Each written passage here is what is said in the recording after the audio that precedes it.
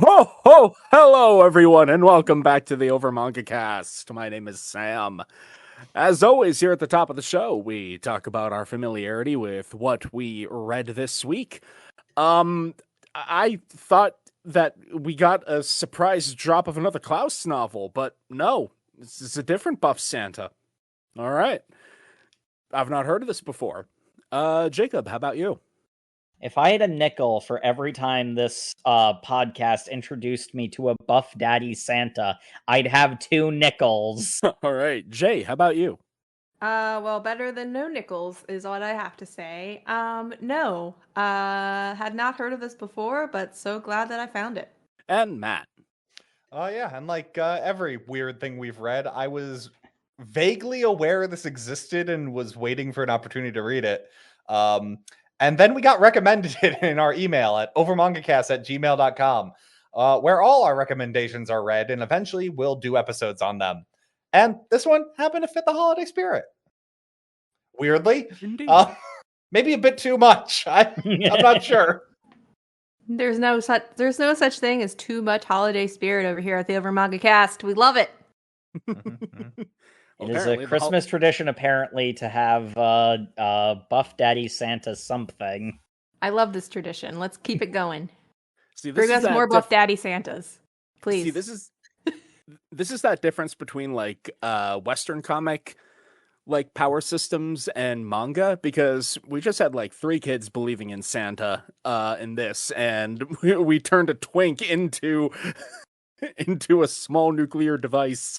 I love through the entirety of our reading, they question that. Like, oh, so just 3 children believing in Santa make this happen? Isn't that weird? Kind of? We're not going to think about it much. Well, we're gonna introduce the idea of world building and then just kind of do something weird, and the result is going to be entertaining. So you're not going to complain about it. And yeah, manga, you're right. Well, we should actually get down to brass tacks. I know that when I opened up this manga with a large, muscular Santa Claus on the front cover, I didn't expect the first line I read to be, wow, girl butt is ice cold, as a guy's about to get stabbed. But yes, we are introduced to our main character, Sanda Kazushige, as he is about to get knifed by his deuteragonist, Fuyamura, who she's a lot. She is lanky, scary, tired eyes, and that is basically her entire existence. Tired eyes that are always so wide that they take up like half her face. She has the vibe of you know those like shoujo manga where they've got the one girl who dresses in guy's clothing and then all the girls are just like, oh, she's basically a boy, but beautiful. It's even better. This is like if they did that character, but then they were like, by the way, girls don't have to be feminine at all, and also she's a skeleton. You're not wrong. Right up to the action of other female characters and especially background characters. Oh. Yeah. But she is currently trying to knife Sanda. He is unsure what's going on. Everything had been going great. They're both the class reps. They showed up early. They cleaned the windows. Speak on my first impression of the scene, the setup here, is it was like, okay, so no context. I legitimately thought this was some kind of fetish they were working out and was very confused. Honestly, that's not totally untrue. With greater context, I'm not convinced you're wrong. I'm just like, maybe this is some kind of alternative high school environment. And it turns out I was correct, partially. You were disturbingly correct. I'll put it that way. But it's sort of funny going back through to like take names down, because Y'all know I'm bad with names. It's funny to see, oh hey, wait, the character that interrupts the attempted knifing is someone who shows up later and has a completely different personality. Oh, yeah, no, you're right. That is her, isn't it? Yeah, that's remember when I said I was bad at names? Where is she? I've already forgotten who that is. Kazao. I just kept reading her last name as Kazoo, and I will make that mistake several times later in the episode, I assure you. I like that the guy who sits behind Sanda in class is just Tintin. Oh my god, he is! With his little dot eyes. Let's go on an adventure. Everybody in this manga is built so weird. You talking about like the generic background characters? Like I can see it in the face, but I don't think like physically really, except the main characters. I did mostly their proportions are bizarrely lanky. Where I can like knock it down to like just being a stylistic thing. Oh yeah, it is a stylistic thing. It also kind of invokes adolescence, the idea of you haven't grown into your feet and ears yet. Mm. Yes, because we're all puppies. I wish. But yeah, no, everybody's got weird faces in this. There's Tintin, there's Fuyamura, there's Sanda also has a case of shoujo face. He really does. But being the brain dead 14-year-old boy that he is convinced that yandere stereotypes are real, and Fuyamura is trying to knife him because she's into him. Yeah. So I wasn't that far off. I suppose. It's definitely in the Dare range to start, and I'm just like, okay, let's see where this goes. The endless staring into space, not even looking at the thing that she's currently writing. I'm not sure which Dare that is, but it's one of them. Oh, we also learned that recently there was a death in class. Yeah, I love this, because Tintin's like Sanda, because he told his buddy Tintin all this. We're just going to keep calling him that.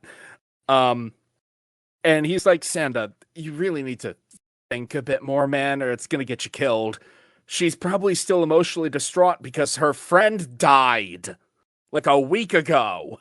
Yeah. Turn to the entire giant memorial on her desk, just off. Sanda, you gotta get your head out of the clouds, man. Look around. Like, read the room. The amount of times a character will be told some information, look surprised, and then just look around at a world that had to exist, knowing this information the entire time. It's like, happens a lot in this manga. Yeah. Well, you see, exposition is a literary device used to convey information to the audience. I sort of had a bit of an odd relationship with this manga because, like, I make jokes like that, and, here I'm over analytical, try to read everything like it's fucking War and Peace. But, like, I'm going to be perfectly honest. There is a vibe to this that in the time we read it, it thinks it's cooking, and I'm not sure if it is or isn't.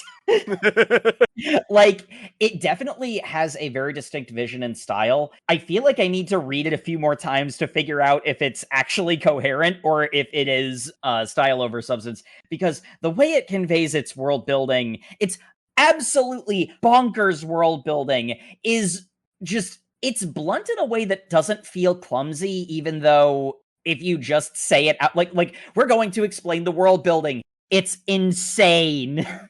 Yeah, it's kind of, it feels like it's, I don't want to call it breadcrumbing, but it's just kind of, I don't know, the world building, a lot of the major background points that it really highlights are a real like gut punch, are just kind of like, I feel like these would have had, and I feel like that's on purpose, right? They're really trying to be impactful. But it's just kind of like, well, this would have been nice to know at the beginning, kind of thing. Yeah, there's a lot of cases where something that is like just natural, like should naturally be a part of these characters' world, is just suddenly told to the audience in the bluntest way possible.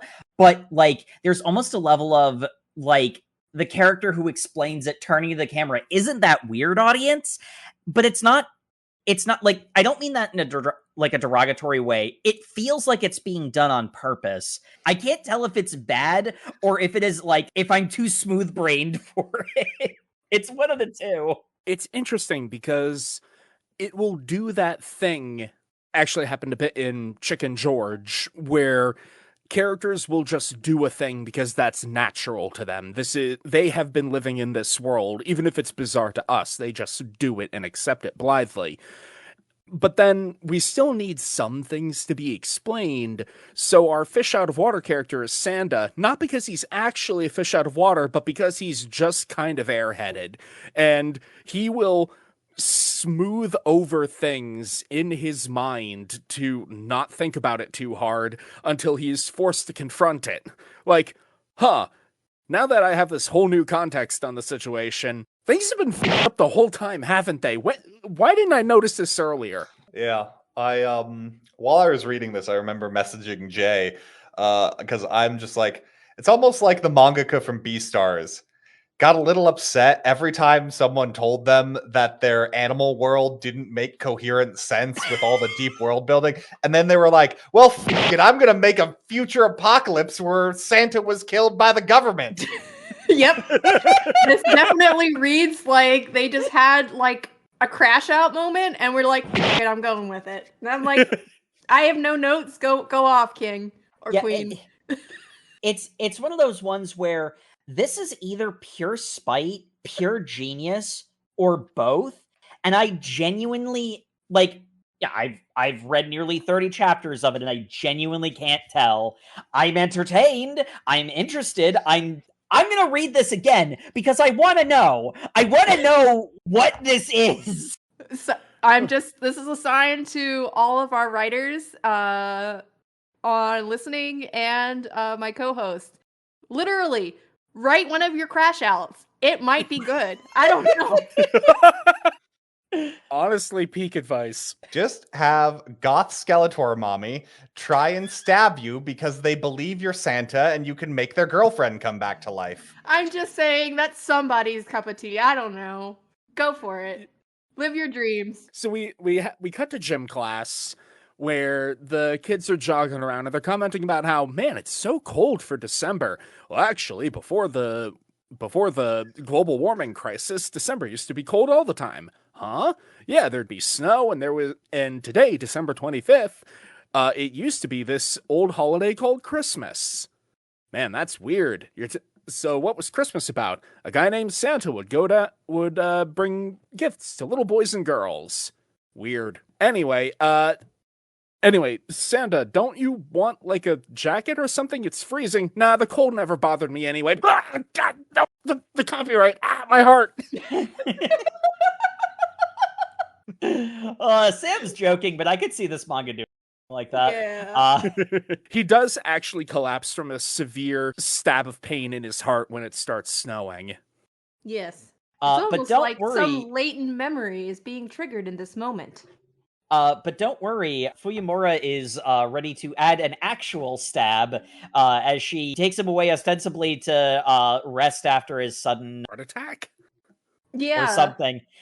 And instead, she explains that you're actually a descendant of Santa Claus, and if you wear red, you will transform into Santa Claus. Yep. And he's got a look on his face that doesn't say, this bitch crazy. He's got a look on his face that says, oh no, the secret has been revealed. Which caught me off guard. And would seem to catch Sanda from the rest of the manga off guard. It's there's some latent memories thing that doesn't really come up very often. Sanda mentions his mom occasionally telling him I think once he mentions his mom told him stories of Santa. So presumably the family curse is... Yeah, it's kind of like, I don't know, in that moment he acts shocked to be hearing this, like almost in disbelief, and then it's like, actually, I remember being told this as a child growing up, and I'm just like, which is it? Well, you see, Sanda is an idiot. I'm just saying, like, was this like a cozy family like discussion of, oh, isn't it cool how we like descended from Santa Claus, you know, that old rumor, to being told this for the first time in his entire life by a classmate that tried to kill him? I just And like that now- when Santa had to hide his family from the government, he took the Obi-Wan Kenobi method of deciding how to do that. It's like, I'll just make my first name my last name.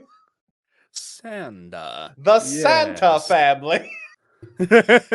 No one will ever know. Oh, and Fuyamura is going on this entire thing of just like, yes, on a December 25th when it snows, you will give a gift to a child without concern for yourself, which is why I asked you to give me your eraser. And now the curse is about to be lifted. All you need to do is wear red. I don't like the color red. Fuck off. Then I will make you wear red by staining your shirt with your own blood. Knife! There is a funny moment where this is where we flash back to dead girlfriend. But there is a funny moment where he's just on the ground and suddenly she freaks out. Wait, nothing's happening. Wait a minute.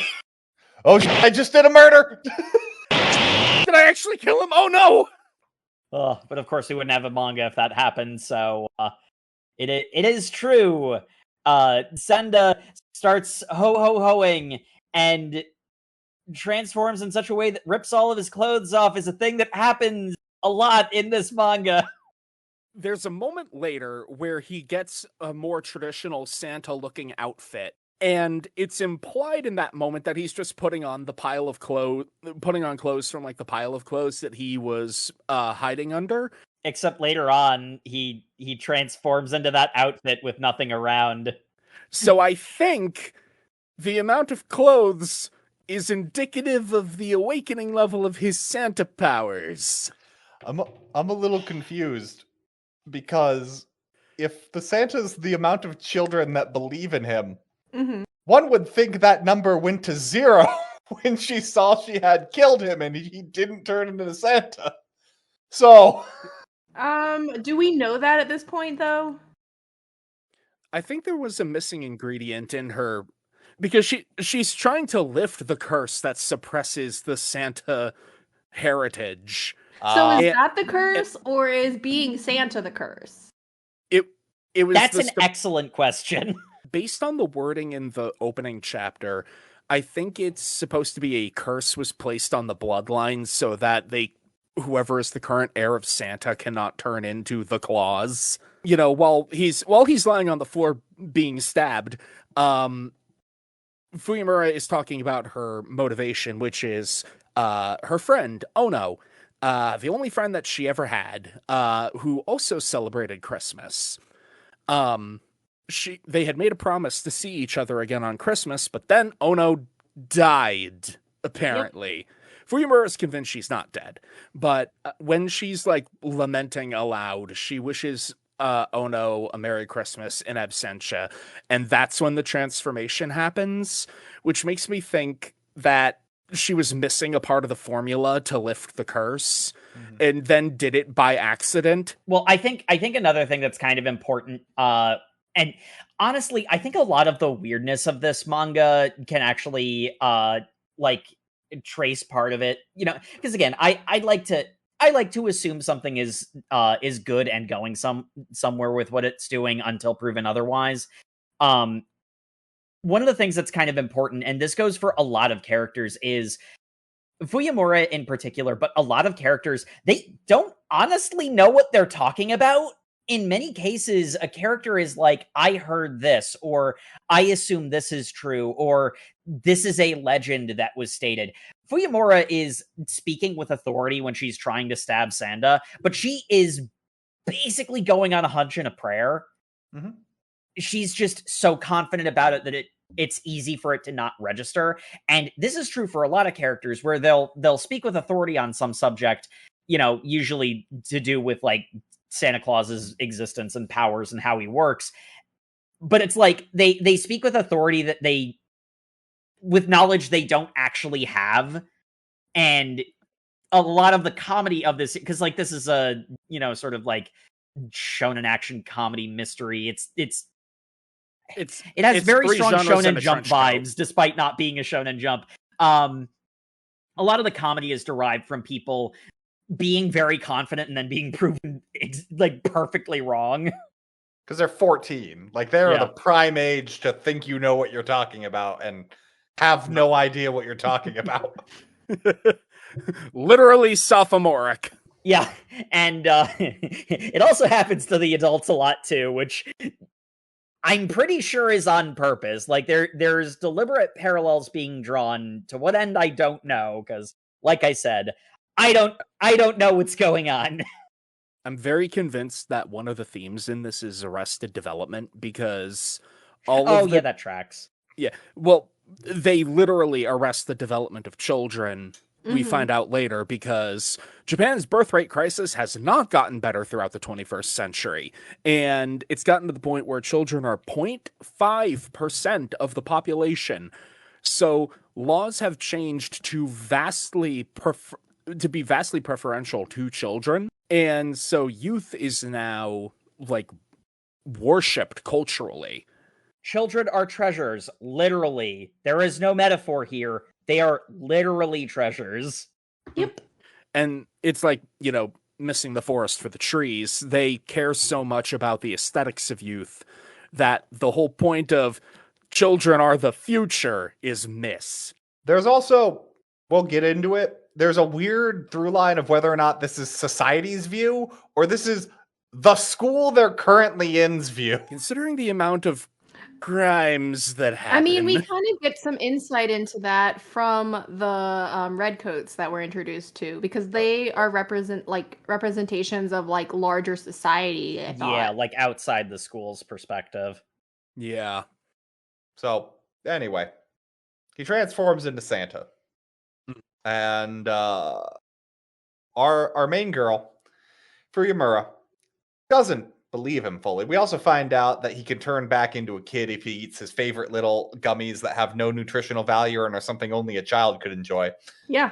Which weird thing for Santa, who's canonically known for only eating cookies, but maybe that doesn't get translated to Japan very well. We'll find out. Like, canonically, yeah, Santa does eat things typically associated with children and youth. He literally eats youth. Youthful things. Nope. Okay. Not literally, but Literally. That's a different Christmas manga. The one that is both a Halloween and a Christmas tradition that probably exists somewhere, and now I'm scared. We're gonna get recommended that at some point. We're gonna get recommending it now. We're gonna get recommended the Nightmare Before Christmas manga. Oh.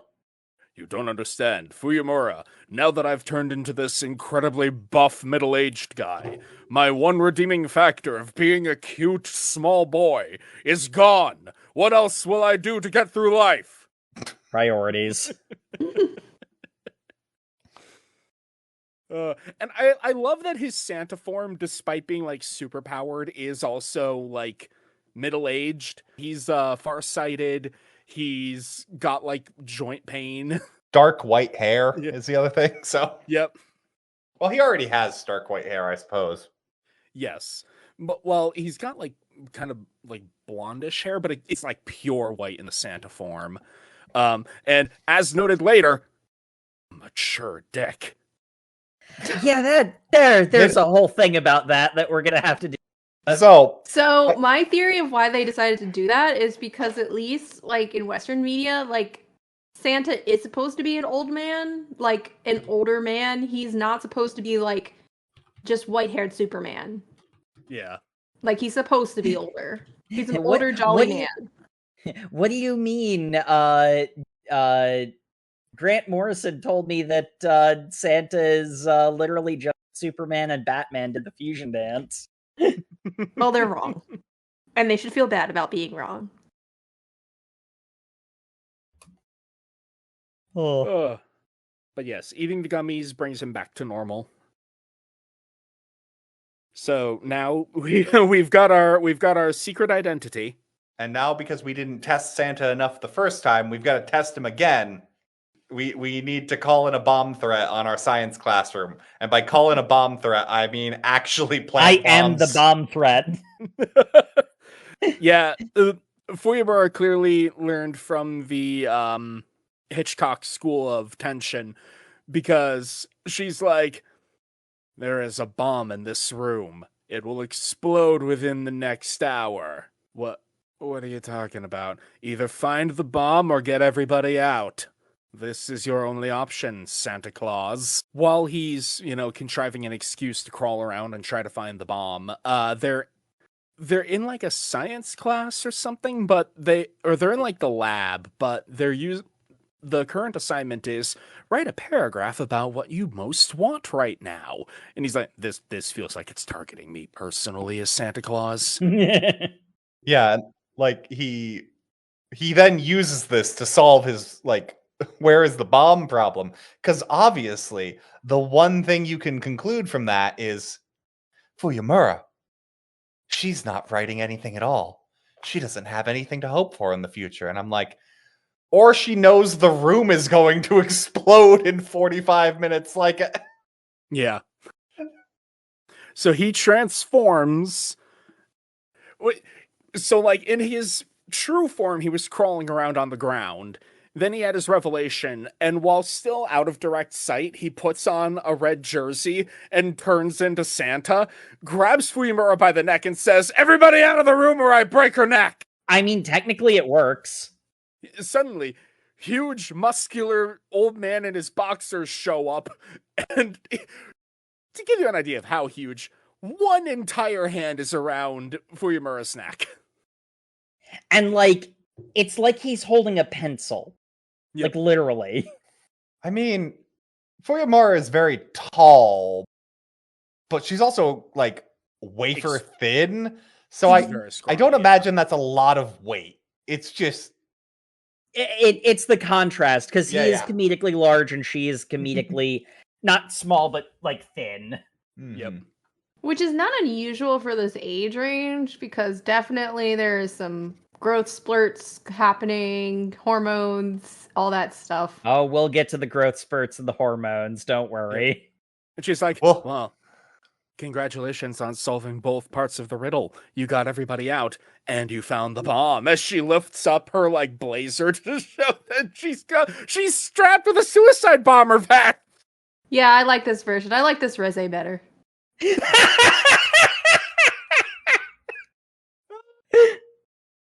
I don't know that I agree with that assessment, but it's very funny. Chainsaw Man Reze is like, I can fix her. Fuyamura is just like, I could try and fix her, maybe? I feel like leaving is better for my mental and physical health.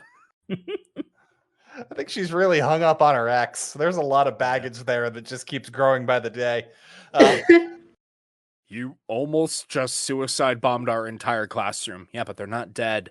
Thinking about what ifs is grown up shit. Cut it out. Anyway, we'll unpack that later. And they start having an emotional conversation. I figured it out because you weren't writing down what you want. And she's like, I can't write what I want because all I wanted was to spend more time with Ono. And now she's gone. Since I know that the terror of losing someone is greater than the joy of having them by your side, how could I want again? Well, you see, the joy of returning them would then be even greater.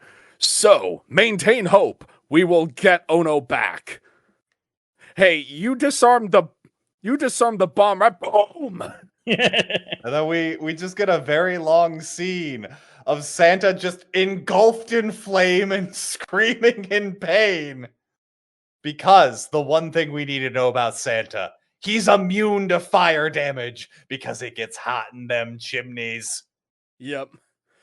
The panel of him T-posing, wrapped in flames, screaming, "That is my promise to you as Santa Claus!"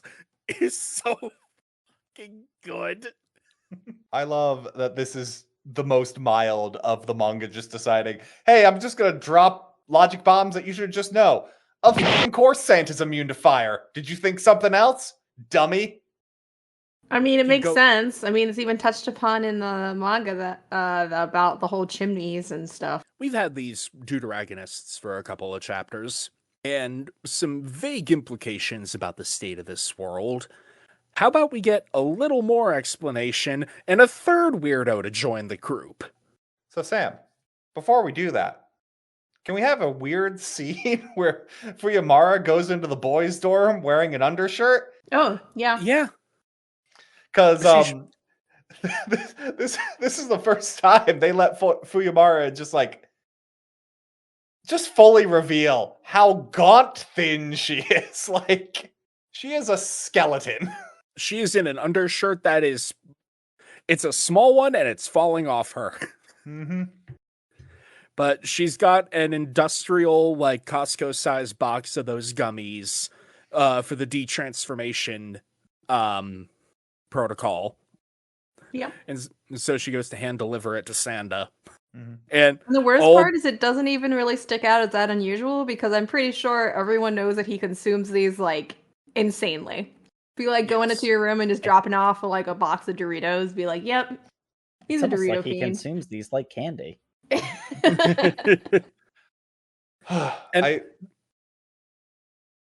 feel bad because looking at this like image of their dorm room, having read the 28 chapters, I got a lot of questions. I got a lot of questions about this 8-person dorm room with bunk beds on both sides. None of them are wearing their boots, and the only thing in this room are beds. It's a mess. There's peeling wallpaper. There's like a punching bag suspended from the wall. There's like there's a couch or a chair or something. But yeah, it's well, there's bric-a-brac all around. I could see them not having to wear your boots. Like, understand these are like dorms, like off-duty space to just hang out. Cool. But the from what we see later, they're either these guys are the biggest slobs in the entire academy, or the girls get a very different living arrangement. And I'm not sure which is which. This is also when we get our big exposition dump about how children are honored in this society because they make up such a small amount of the population. There's a whole thing about how teachers call them informal speech rather than the other way around. And yeah, it's just Sanda being real weird because he's got old man brain and just like, what a bunch of cute kids. This is great.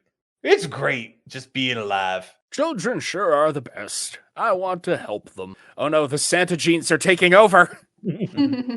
Well, don't worry. We have his friend Amaya. Amaya. Our other ambiguously gendered murderous weirdo. And he's gonna help Sanda relax into unconsciousness with a taser. So yeah, he tases Sanda and drags him off, ties him up in the blown up science room. And he forced him into Santa mode by putting a jacket on him. And Fuyamura is also here tied up. I don't even know how, because again, her reputation is she's like a terror to the entire school. So are we even going to touch on how you did that?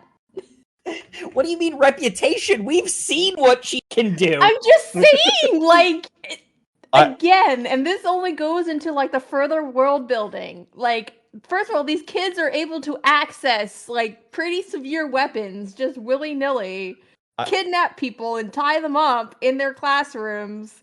Jay, the children are our future, which means they got to know how to use weapons. But I will point out, probably right here, but it is kind of a problem I noticed throughout. This manga really does suffer from, if there is a tertiary character in the group, they will just appear where they need to be at the end. They will not care how that person got there. They will not care why a person is suddenly not in the room. Because if you are not the main character this scene is about, I don't care about you, and you're not getting an explanation. There's okay. One of the things that there's a particular scene that was like the point where I realized that like I sort of like locked into, okay, this is the vibe I've been getting, but there's a stream of consciousness feel to this manga. Yeah. I'll mention later when we get to the scene where like I had to like reset my brain from like linear storytelling, but like the whole thing is like that. Like it has that vibe. Yeah. Which is why I'm not convinced that like the insanity of the world building isn't like a mistake. Like that's a large part of the reason I think why it feels like it's doing this on purpose and it's going somewhere with it. Whether or not it is or isn't, we'll have to continue reading, but I mean, I would have agreed with you, Jacob. And like, just rereading this now, the fact that he gets the Santa guilt heart pangs in the very first chapter, I'm like, damn. He didn't fulfill her wish, and he felt guilty about it. It's pretty consistent. Yeah, damn. like there's purpose with it, and the fact that Catmouth, Kazoo, yeah.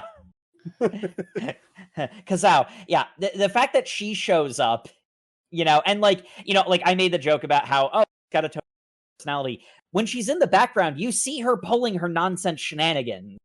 Like later on, like this doesn't feel sloppy or lazy. It's just so fucking insane. I can't comprehend it. But Amaya's, Fuyamura and Sanda are like, all right, what do you want from us? Nothing. I really just get my jollies off by having blackmail on people. After all, I'm a kid. So long as the victim's an adult, I can do basically anything I want. So, yeah, you two kiss each other and I'll let you go. Ew, gross. And Fuyamura's like, fine, sure, whatever. Sanda, come here, let's get this over with. Pucker up. No. I am Santa Claus! I will never kiss a child! So, to be fair, and this is maybe just because spending too much time analyzing Sphinx riddles, they could just kiss on the cheek. They literally do that in this manga. Yeah, I was gonna say, this happens later. Yes. I meant in the moment. I am Santa Claus! The Santa genes would never let a taboo like this come to pass! And I wouldn't let you go to jail until you keep your promise. Now kiss me. And frankly, I believe that Fuyamura could keep him out of jail. Yep. I'm going wherever she goes, because I'm afraid of the alternative. Well, fortunately, we don't have to address any of that because, as you all know, Santa Claus can summon solid steel bladed skis that can slice through concrete like it's not even there. Didn't you know that, Santa lore? Yep. This is Grant Morrison Klaus universe. I'm sorry. He's got Wolverine claws, but there's skis in his heels. I love that the line after Buff Daddy Santa shoots razor sharp metal skis out of his feet is the only gift a naughty child gets is punishment. What? Yep. How much fun are we gonna have, Mr. Claus? Ooh. Shut the fuck up, Amaya. Fortunately, we backtrack on that instantaneously. Yeah. Because Sanda does an experimental kick at the floor and he's like, I just carved a whole furrow in the concrete. Yeah, this is way too powerful. I can't use this strength on a child. Yeah, What? I'm built like I should be fighting some kind of like anti-child supervillain. But like those don't exist in our crazy world, and they're definitely not going to come into the door right now. And then the worst guy ever. I fucking hate this guy. Allow me to introduce myself. My fingies. I have the long, wrinkly fingers of a 90-year-old man, and the face of a 20-year-old man frozen in time through Botox. So much Botox that I cannot make expressions. I must use the crook of my cane to comedically pull down my brows into an angry face to tell you how angry I am that you are wasting your youth. This is the true horror. This principle continues to be something of sci-fi horror proportions that I cannot really articulate. Honestly, I would hate to have to see a live action of this. Particularly next No Read November, we're gonna be watching the live action Sanda. It's weird they got Tim Allen for it. You see, I wanted to testify the value of youth in Japan with my own body. I'm only able to maintain this appearance through near-lethal doses of hyaluronic acid and collagen and severe plastic surgery. Only my hands show my 92 years of age. Everything in my entire body has been replaced but my hand. I was about to say, the thing Sam said sounded like crazy, but still kind of normal. This character goes off the fucking deep end every single appearance. Like, Yeah. they keep doubling down on how many surgeries he's had. And considering this is the same character who, a page after what Sam just described, gets hit in the face with one of these bladed metal skis that cut through concrete and just has a superficial scar from it. Well, Yeah. you see, with the amount of work done he's had, that he no longer bleeds or something. Sure. You see, children are so precious. We must have a trauma-free education. Well, Too that's late. too late. Just look at this thing. This thing is a trauma. Have you been traumatized in some way, Amaya? No trauma here, sir. Not a single bit. This is trauma. You're committing a don't trauma right I now. don't believe you. We're going underground. I don't like it. And I that's don't- when Sanda Kool-Aid Man's through a wall and kicks him in the face with the bladed skis. And like Matt said, it's a superficial scar. It goes away by the end of this chapter. But yeah, this is our first real shonen action fight, as Sanda is determined that he must defeat Principal Oshibu in order to protect the children from creepy fucking weirdo adults like him. Well, it's sort of funny because like they set it up like it's going to be a shonen action battle, and then it goes into a joke where Sanda/Santa is like, tell me the last or tell me the thing that you ate last night. You have 5 seconds. You think you've escaped the confines of age, but I bet your mind is an old man's mind. Because we all know children remember what they ate the day before last. Listen, I But, like, resemble that remark. I love how Amaya looks very confused because he's wondering, I can't remember what I had the day before last.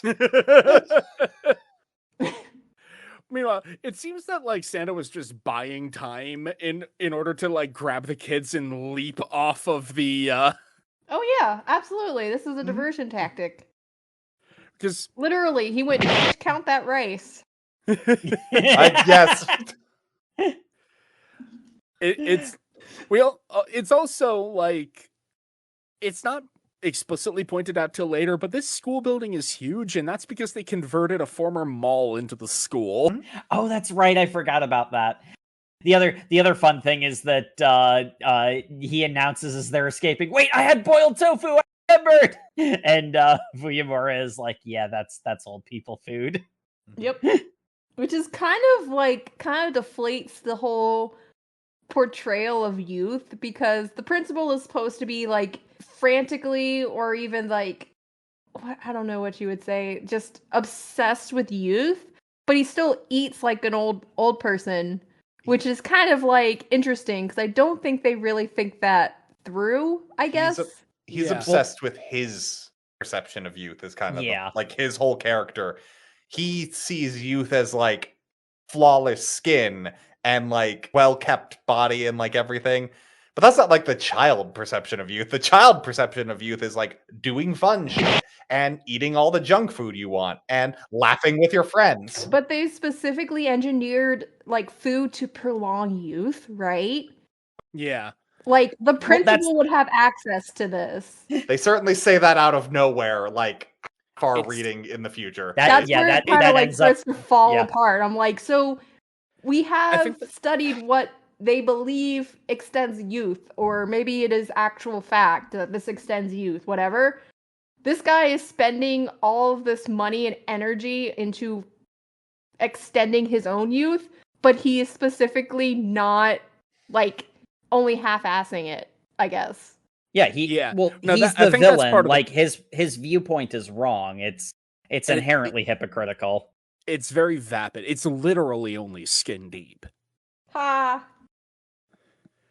Because, like, there's a moment later where he reveals that he had his heart replaced with an artificial heart, but he keeps the biological one in like a saline solution in his office, and he threatens a guy with replacing his heart. If you fail me again, I will replace your heart with my 92-year-old one. Prepare for a future of low energy and no libido. And meanwhile, the only thing I can think of is damn, the ending of Mask of Zorro had a lot of really good one-liners.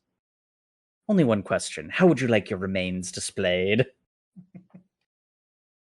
Oh, anyway, they escape successfully from the evil principal, and proving she's the best character in this, Fuyamara immediately starts beating the shit out of Amaya. Yep. Honestly, fair. Yeah. Deserved. Very much deserved. And then Amaya, the known blackmailer and liar, then goes, "But I have a mission too. My family has a small cake business, and they don't get to have good Christmas cake sales in December now that there's no Santa. If only Santa was to come back and my family could sell cakes for all the good little boys to enjoy." And I'm just like, so Maya's just bullshitting, right? And then Santa's just like, "No, I can see the shop. It's over there in the distance. When you get old, you can look really far away like an eagle." What? Is that just a Santa's superpower? Nope, that's just what happens when you get old. Yep. Being old When is do I awesome. get that? Yeah, when do I get that? I've been nearsighted my whole life. If that suddenly inverts on me, that's going to be freaky. Yeah, right over there, past Sierra Maya. Huh. Fine, I guess you can join our trio then. This is a footnote, but I'm also like, why is it just Christmas cakes? I'm guessing that in this, Because December's a perhaps in slow this world season. building, they've gotten rid of like most holidays. Also, there are other Japanese holidays that center children. So why not just have your cake sales geared around that? Because then there wouldn't be an excuse for Amaya to be in the manga. Not that they really care about that very much anyway. Amaya barely shows up, despite the fact he's considered part of the main trio. It's kind of insane. But yes, as our trio is established, we cut back to the evil principal, who is on the phone.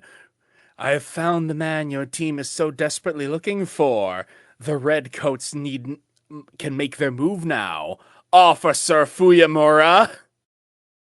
As we cut to a person with the same cowlick as Fuyamura in government room with like the conspiracy like string and a whole bunch of depictions of Santa Claus. I legitimately forgot that was a thing that happened. Mm-hmm. Wait, Jacob, you forgot about the Santa Gestapo? Yeah, I the remembered the redcoats. Santa Gestapo. I forgot about the Officer Fuyamura part. The fact that, Oh, yeah. I guess that must be her parent. How does Fuyamura know so much about Santa enough to break the curse? Apparently, it's because their parent works for the Santa Gestapo. Wow, that doesn't come up in our reading at all. That's No, good it to doesn't. know. I'm glad you pointed that out. I also missed that. I was too distracted by the fucking, like, let's murder Santa Claus board in the back. Also, the fact there was a government Gestapo for hunting Santa. The fact that this person's name is Fuyamura is really the least interesting thing on this page.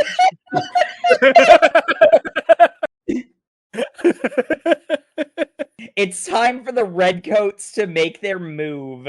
In the context that it's set in is already so insane it overloaded my brain. This is why I need to read this. Like, I feel like I need to read this like 4 or 5 times before I will ever be able to like comprehend what's actually going on. Either that or it will drive me insane. One of the two. Or it's an eldritch entity and it's going to do both. So the next chapter certainly happens. It's it's weird. They give Santa the power to detect lies, but not in the way he kind of already did in this manga, when he could just sense that someone was being untruthful. They now make it explicitly when a lie happens around him, something falls off like anywhere. It just falls down. And that's because when Santa sneaks into good little children's rooms, the naughty children, due to the inherent evil in their body, will cause things to fall off and will wake those children up. And because Santa cannot be seen by children, the naughty children will not get presents, and only the good children will get presents. And I'm like, what? Okay, so that's Santa lore, but that's also like 3 things you combined into one. And It's his also power Amaya is, making shit up. they do confirm that lies. Make things fall, yes. The Which crazy part is still true, Sam. Yeah, which also confirms Sanda's fear, because we are introduced to this in the beginning of the chapter, where he just plucks something out of a girl's hair and he's like, oh wait, no, that was rude of me to just grab at your head without any forewarning, sorry. And she's like, oh no, it's fine, you're so nice, Sanda. And then like a pencil case falls over. So she really was just being polite. Yeah, and it's just like immediately that instance is like, if this was actually implemented in our real world scenario, how chaotic would that be? Like, this entire manga is nothing but a ball of chaos, so I don't think it would be that different. Speaking from like a woman or a female perspective, the times that you've kind of had to smooth things over and just see like, oh, I know you were joking, despite the fact that you're like really weirded out about a situation, and it's just like you can't like, or you shouldn't call it out for being a little weird. You just have to smooth it out and say, ah, that's funny. No, it's fine. It's not fine all the time. Sometimes it's creepy.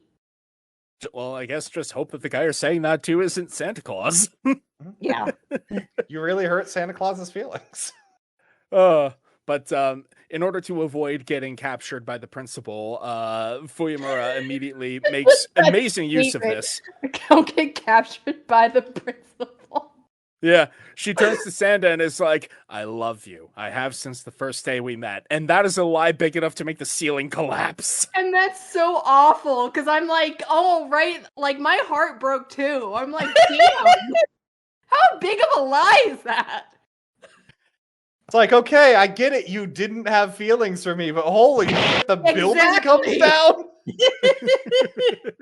Ow! Like, I get it, you're a lesbian, but man, this just hurts. It feels like an attack. Yeah, jeez. Considering that it's Fuyamura, it honestly probably is. Yeah. Them escaping from the principal is just a secondary benefit. I do love how this is the principal going like, oh, excuse me, young Sanda. Your name's a little weird, but that's fine. I want to talk to your 2 friends who were with Buff Santa yesterday. It's weird how you 3 form like a little trio here in class, but then there's like a trio of Santa and the 2 of you elsewhere. Well, everything exploded, so I'm never going to follow up on this again. Do you 2 perhaps have pointy ears? Might you be little elves? So anyway, now that he can detect lies, they have a meeting where they're just gonna ask everyone, is Ono alive? Because that's the background plot of this manga, is what they keep telling us. Is what they're gonna keep telling us for a couple more chapters. And when somebody in the class just says, I don't know, I'm pretty sure Ono's dead, a book falls over, which confirms somebody knows something. Confirms A, somebody knows something.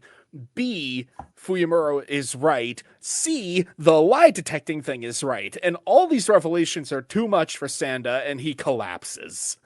Me too, buddy. Me too. Yep.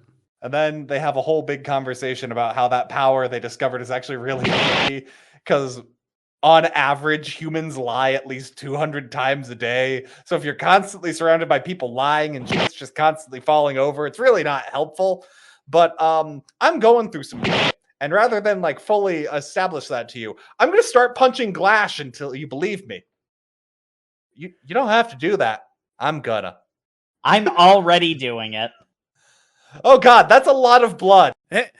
I love it because she's so busy having her edgy teenager moment, trying to like, because like she's talking about how Ono's definitely dead. It's been a month and a half. We should all just move on. Let's leave it at that. And like glass speakers are falling over and breaking, and she's punching the glass shards. Finally, the boys stop her from doing this, and she shows him.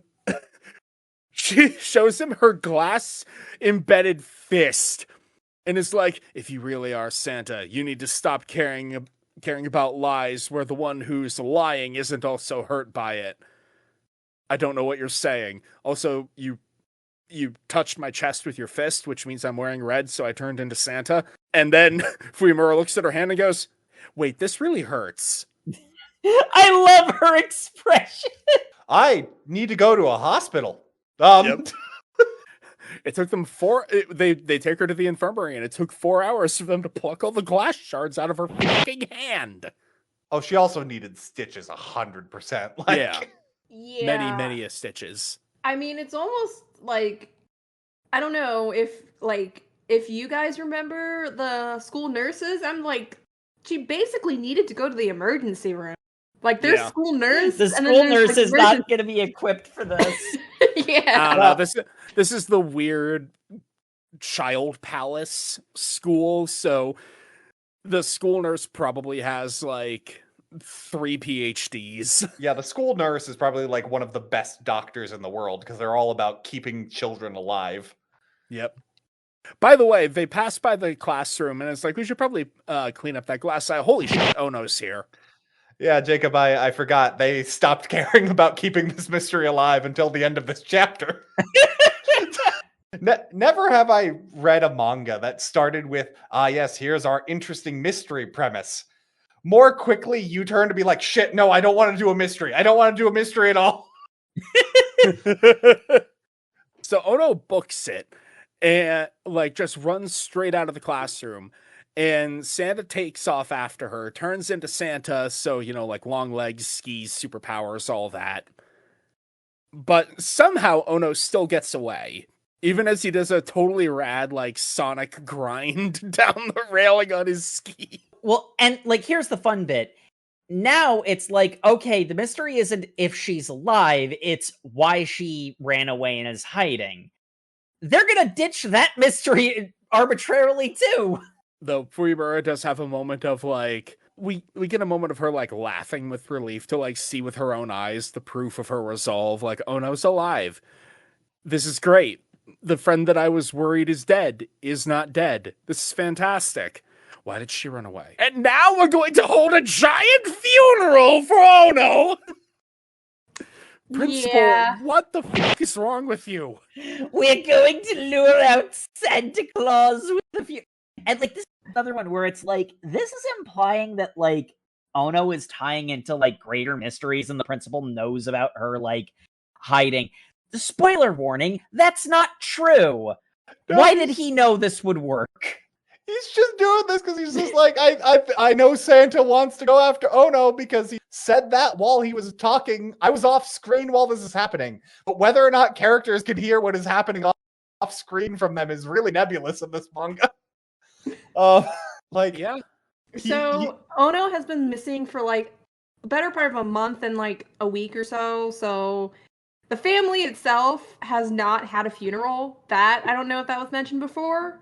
So she's missing, presumed dead. No one has had a funeral. It's just kind of like, isn't it weird that this one girl has been missing and presumed dead? And like, I don't know if anyone's investigating this, but no one's really like had any closure. Like, I guess, performative closure. So we as a school are going to have a big send-off, a big funeral.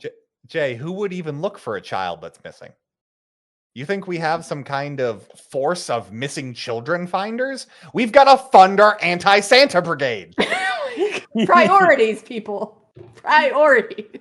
Well, if children are our future, we should have an organization dedicated to finding those that disappear mysteriously. We need an organization to kill Santa Claus. I realized it. This school is funded by Pola-Cola. Yes! Oh my Oh god! Oh my god! This is the Klaus universe. God damn it, that's why you never see the moon! Yep. It's been turned into advertising space! We cracked the code, everyone. We did it. Oh. Maybe we'll finally get to see the Lunar Civil War. Yep. So let's get through the insanity that this setup. So Fuyamara is really good at making bombs, and that's just revealed in like, hey man, sometimes you're just really good at making bombs, and if you were in a sane society, they'd be like, children shouldn't make explosives, but I can do whatever the fuck I want. I'm 14 and I'm gonna make so many bombs. I'm just saying, actually, probably dating ourselves by this, but that kind of tracks because in the early days of the internet, that was a very dangerous time. Jay. Cut her mic. So if you go to this website, it can tell you how to.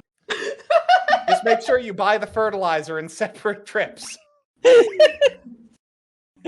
I'm getting flashbacks to the purchasing a cinder block at Home Depot.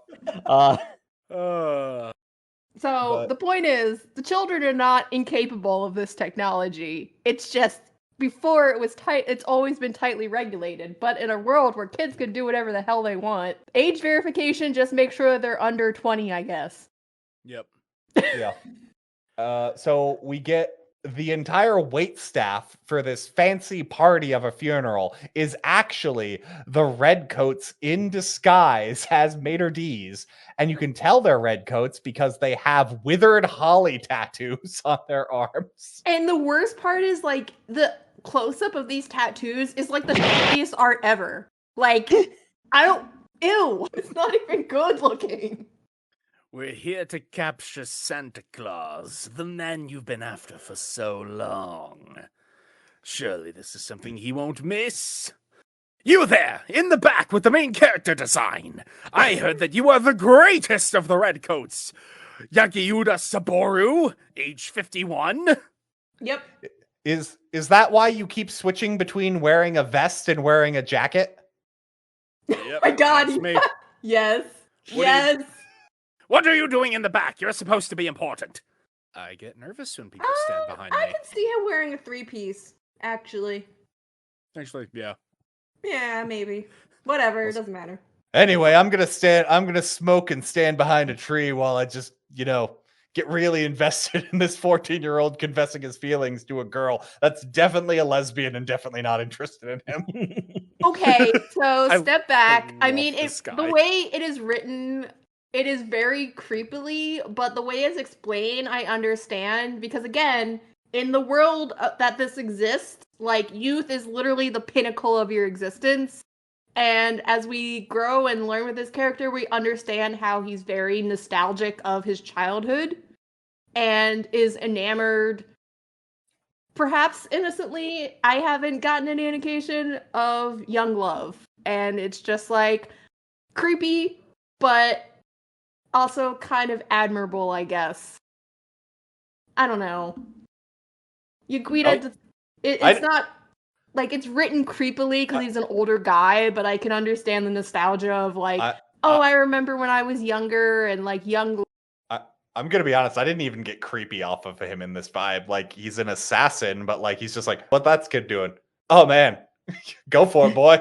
Go for it. It's literally like he's just in a public place and you see like two teenagers and they're getting into a conversation. He's just like, what's that idiot doing?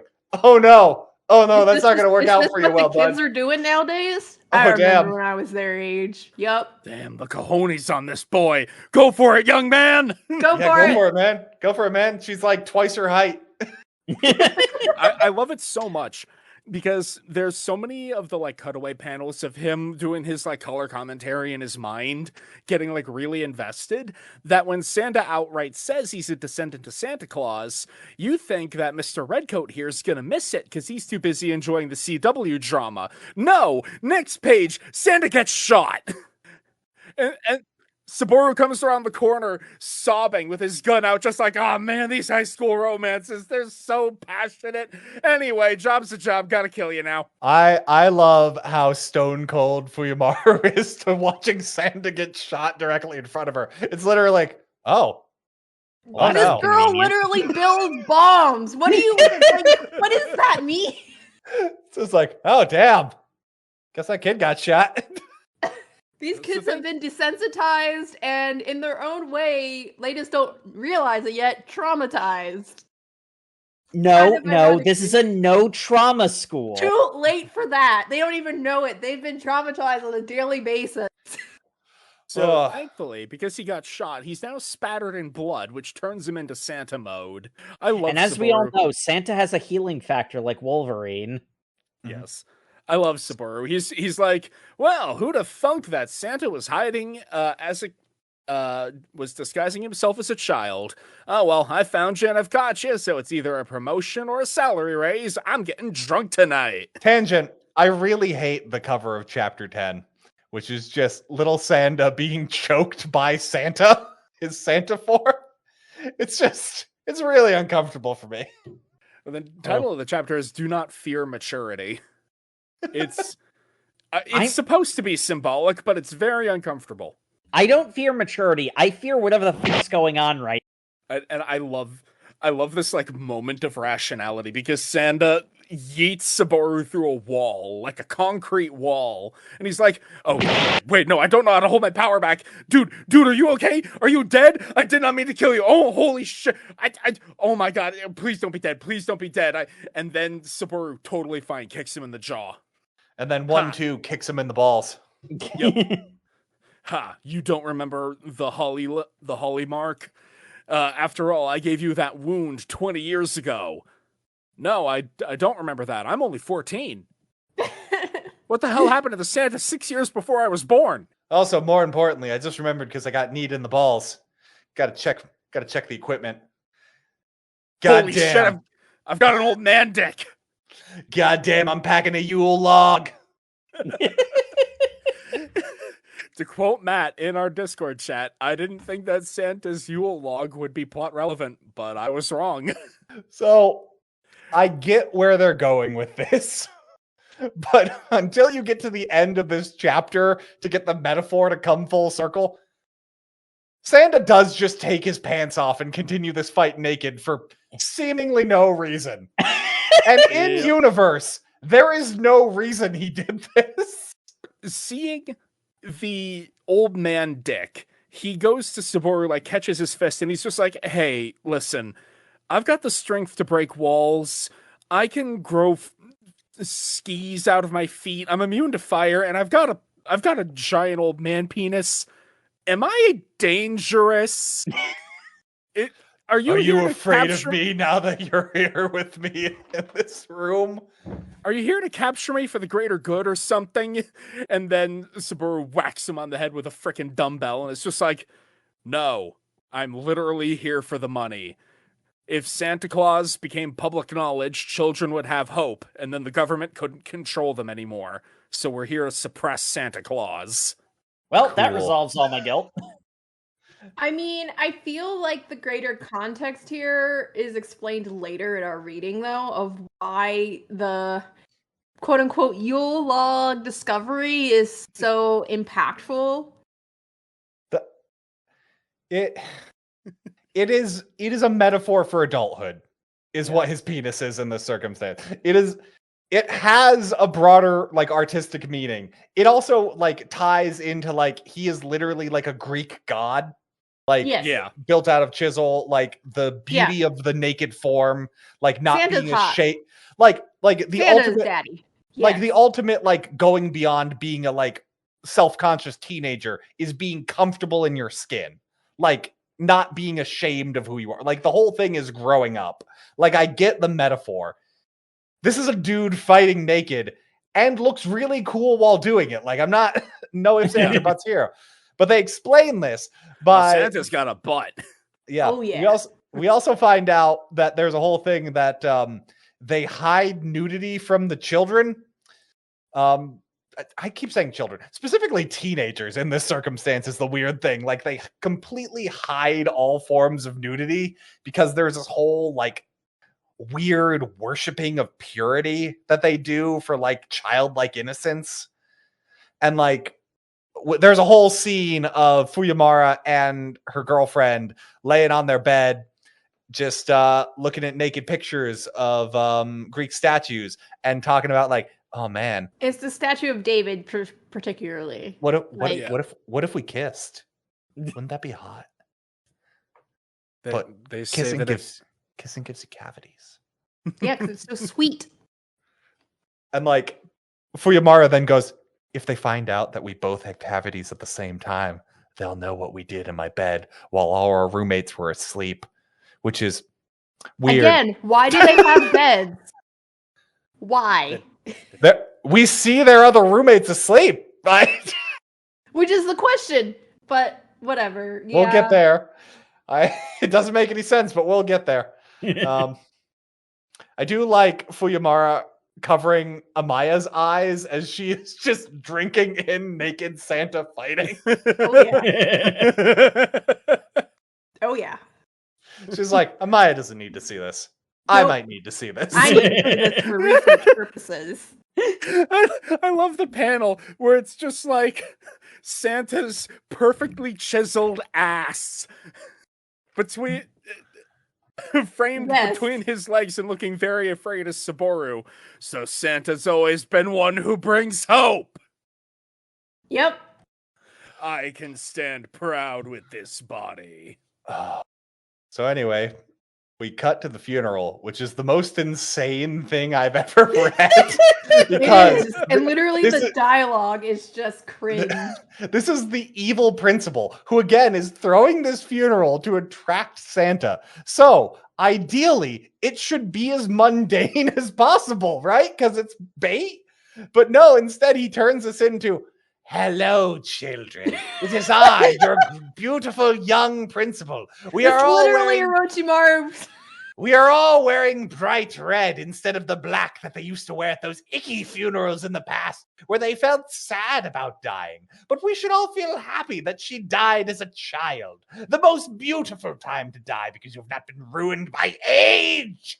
Also, I want to go in a long diatribe about how we don't pray because there is no God. There is only the science of eternal youth.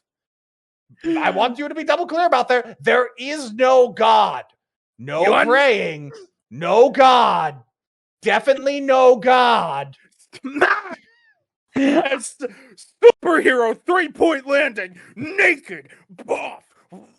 Santa smashes down in a beam of heavenly light. Every single person in this school is seeing Santa's penis. Huge penis. Like a Greek god, like he was carved of marble, like standing in a beacon of light in front of their dead friend. None of these people seem to like Ona, but we'll move past that. Literally all the students just like, is that God? Is that God? This entire chapter just is about deification of Santa. This would give me a spiritual experience, I know that much. Especially when he adjusts the picture of Ono because he was made askew, and then he clasps his hands in prayer and says a prayer aloud about how I will save you. I love the one guy in the audience. What on earth is going on in this funeral? Well, you see, we need to make our villain as cartoonishly evil as possible. Like, aggressively, absurdly. Like, he's not cartoonish enough. We need to make Bugs Bunny blush. I had been reading this manga, and I was not prepared for him to go, we don't pray, there is no God. And then double down on it, too. Like, he doubles down on it in the text. Like, why? It's one of those ones where it's like, it doesn't matter your opinion on the subject. This is just dumb. He didn't need to do any of this. This was all a trap for Santa that he seemed utterly unprepared for. Where were the rest of the redcoats? Bro, this was your plan. I guess being in the presence of Santa Claus's dick was too much. Also, Fuyamura just kind of yeets a grenade into the building, and that's kind of the end of the scene. So I guess canonically, Fuyamura killed all the redcoats. Sure. Because we only see like 3 of them. Everybody at school the next day is like, bro, did you see God Grandpa? My God, did you see what he was packing? We made anatomically accurate dolls. Then he disappeared in a huge explosion. It was crazy. We also get the little tidbit that restrooms are not gender divided; they're age divided. Why? Listen, I'm all for unisex bathrooms, but this feels like you reached the correct answer. You're missing from the forest for the trees. Very incorrect formula to reach that. I don't. I guess, are these bathrooms supposed to just be like, these are just the school's bathrooms? Because, like, I'm imagining that in this universe, this is kind of like it's a boarding school, right? It is, but it says this is the era where the toilets are divided. They make unilateral statements, like. Yeah, and my question is, like, and again, this is perhaps just me overthinking it, aptly named. But, like, when you are a parent teaching your child to use the restroom, like, how does that work? I don't think any of these children spent any amount of time with their parents. That's my question. It's just kind of like, so you're out with your parents and you have to go to the bathroom. Well, in this situation, particularly, your parent can't go in the bathroom with you. Like, or would you be allowed to go in the bathroom with them? Like, if you're too little? Jay, you're asking very good questions. There is not going to be an answer. This world makes some world building decisions that just don't make sense. Like, I'm imagining that child bathroom is absolutely disgusting because those kids don't know how to use it. You have to send your baby in. Oh, my baby, gotta change the baby. Good luck. Just toss him into the child bathroom. There's a slot that you can put the baby. Gotta change the baby. Yeet.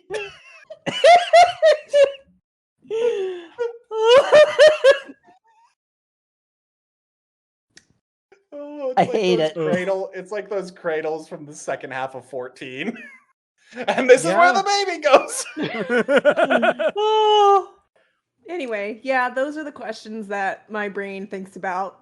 It's like, okay, but that is really the fun takeaway, other than Sanda cleaning the goddamn Grandpa God's got a massive dick. We all love Grandpa God.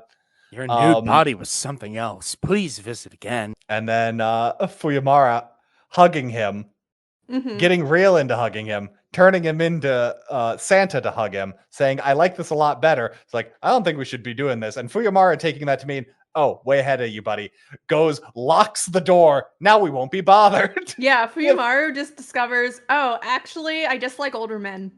Yeah, I mean, like, we keep making the jokes of Sanda. You don't have a chance. She's a lesbian. I think there's a lot of discovering going on right now with Fuyamura because she's definitely not straight. Hey. You can be lesbian and still have a thing for Santa. I don't think. Santa Claus, my favorite gender. I think there's the Santa exception. Yep. There's either like something like attraction based going on, or just damn, his massive man titties sure are soft and warm. This just feels nice to hug. Yeah, or much sadder, she's never been hugged in her entire life. It's honestly probably that. All the jokes we're making, that one's probably story accurate. Because the other thing is, like, you know, like, there's this like tender moment of it's like, oh, this is a nice, innocently intimate moment, and then she just sort of sits down. It's like, okay, I did my thing. You unpack your trauma now. If I was to like go full literary analysis on here, I think there's also probably like a level of she had a huge growth spurt and like is so much taller, she's barely ever treated like a child anymore. So Yeah. her being like cradled and like held against his chest is like very, like nurturing. Yeah, it's comforting. There's kind of like a vibe there of it like infantilizes her like in like a positive way. Yeah. Yeah. But so, you know how they had that sweet, tender moment of like emotional connection? Real quick, let's just put everything on the line here. If Santa falls in love with a girl, he dies. That sure is a thing that they keep saying. They do say this. Yeah, Saboru is out getting ramen with some of his buddies at the shittiest restaurant I've ever seen. He's Oh my God. He's got to pretend he's a relevant character. Oh my God, this is a restaurant. I thought this was like a shitty break room they were in. No, this is literally a cup noodle ramen stand. Yep. Holy crap. This is what you have to look forward to as an adult. Not inaccurate. Yeah. And like, Sanda's going through some stuff. Sanda's going through some stuff because the 14-year-old boy in him who spent all that time hugging a girl in a classroom is over the moon. But he's got to contend with the fact he's essentially got two hearts. And one of them is the nurturing, like, parental figure who's just like, I'm glad I could make her feel better. And the other's just like, girl flesh. God, oh no. My brain's not big enough for this. I don't know what to do. Girl, warm, soft. Nah, we don't know about soft. I was about to say, Actually, yeah, no, she's very bony. It feels to me like she keeps getting cuter. But is that because I'm attracted to her, or because I'm Santa Claus and it's the "daw so cute must protect" instinct? Is this Donaru or waifu? I don't know. Is it a weird combination of the both? I really hope it's not that. That'd be weird. Hey, stepdad. Please, no. Please, no. Jacob, I can sense you're feeling uncomfortable. Here, let's throw more gears into the mix. Did you know all these children have had fiancés assigned to them by the government? Yep. Oh boy! More world building!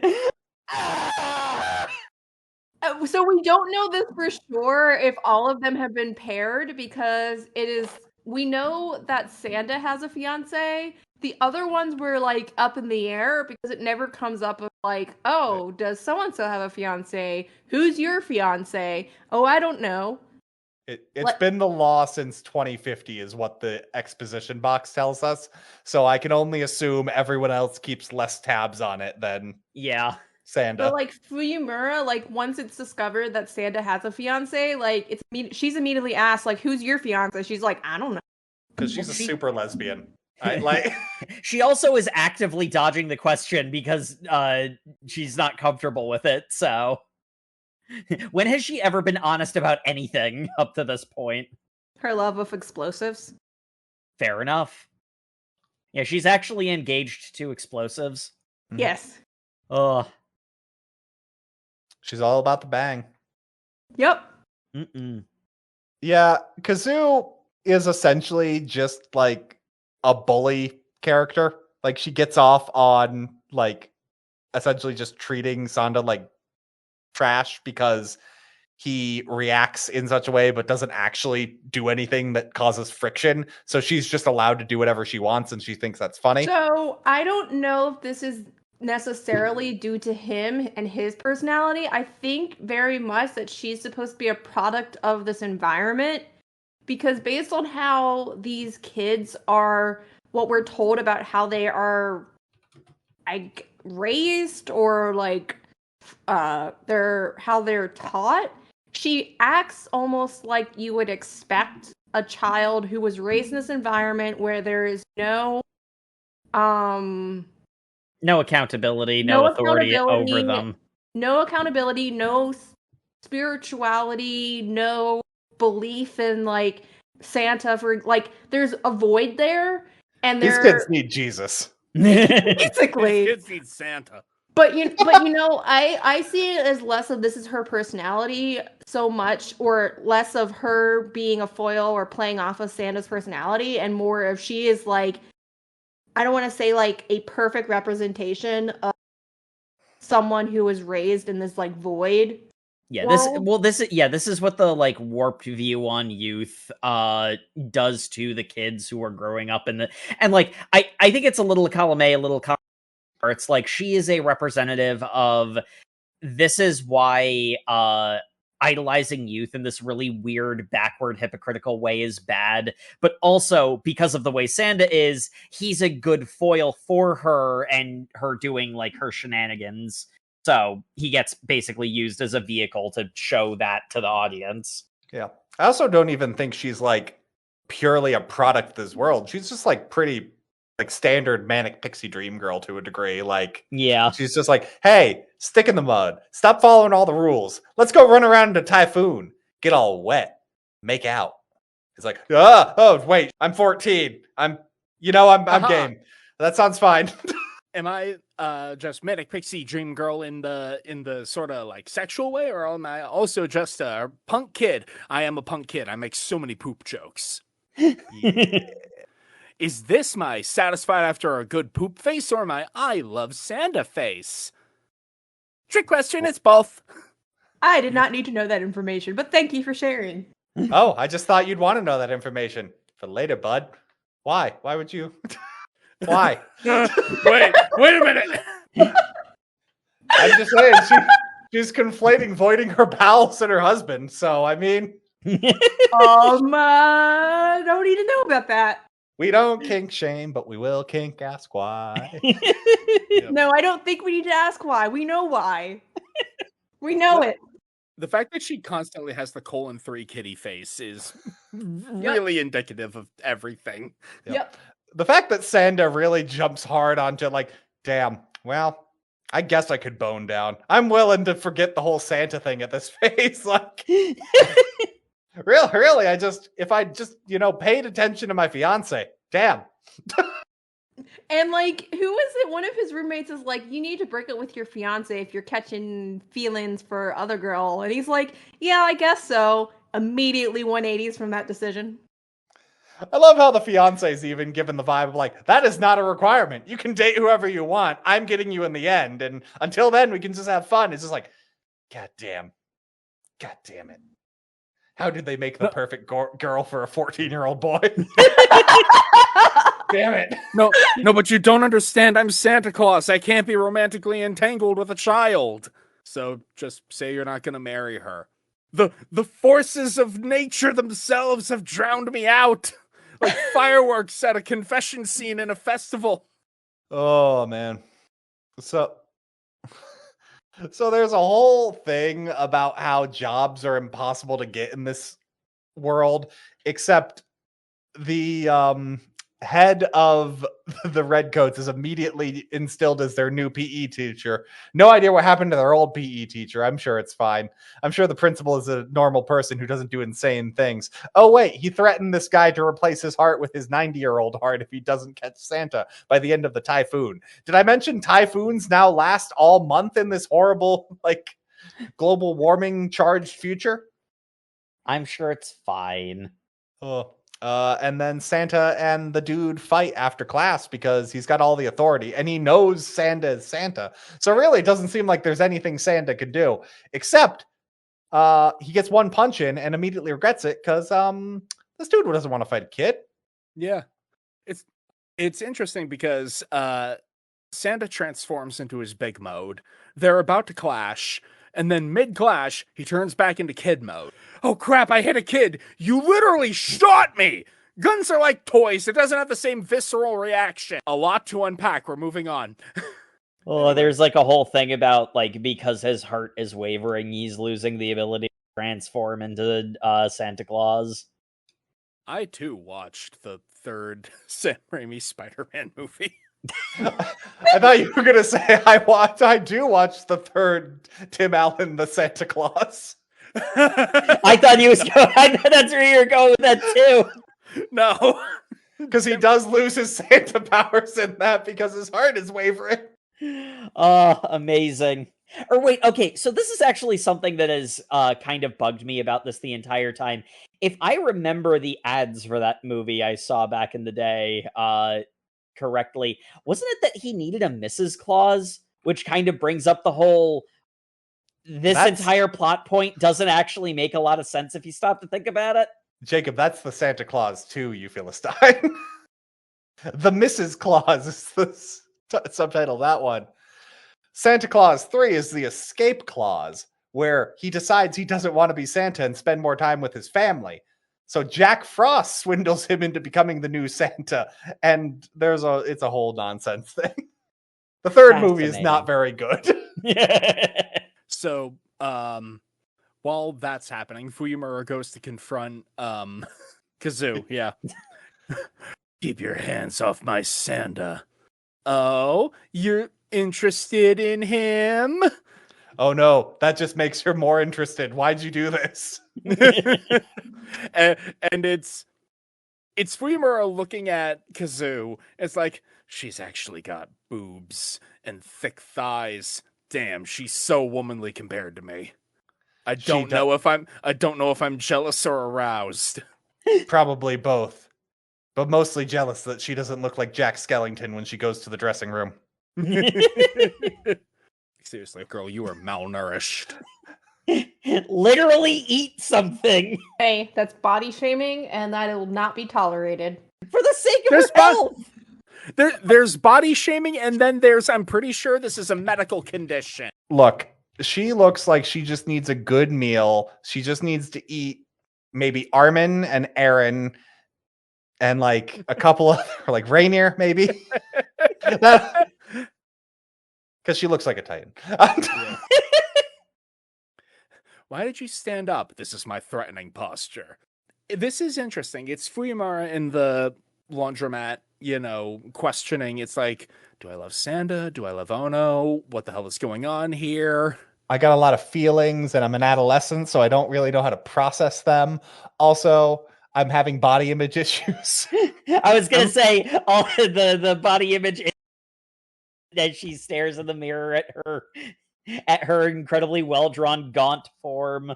I'm 182 centimeters tall, and we don't get her weight, but I'm gonna assume it's not 3 digits. It's somewhere in the range of 14 ounces, I think.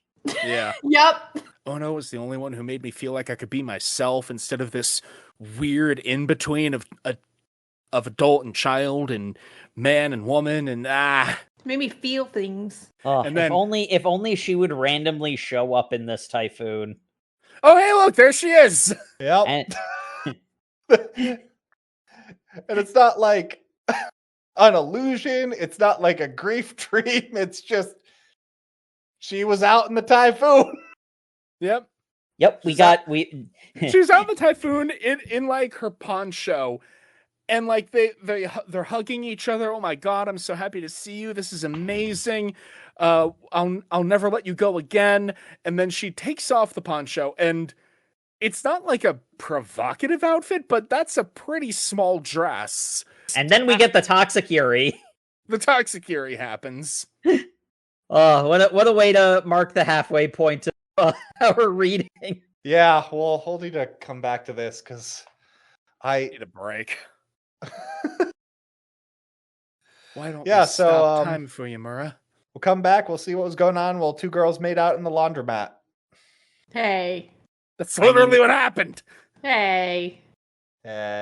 I'm sorry. What was also happening in the background was the redcoat was talking to Sanda and Amaya about, hey, you can't be in a relationship with a 14-year-old girl. That kills Santa.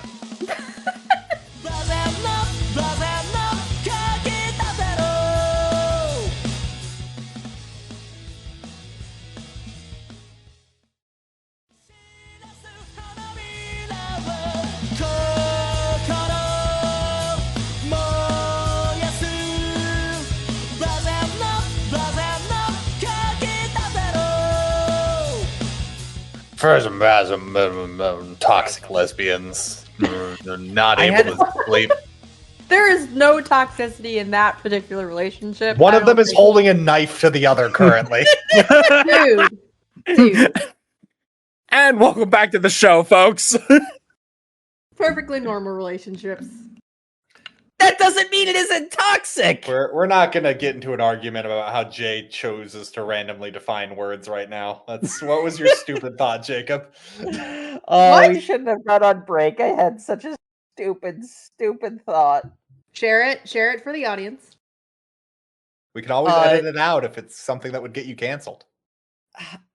No, I wish this could get me canceled because then I could blissfully fade into the background, not having to think about how Fuyimura is Skeletor and Sanda is literally He-Man and He-Man! Prince Adam.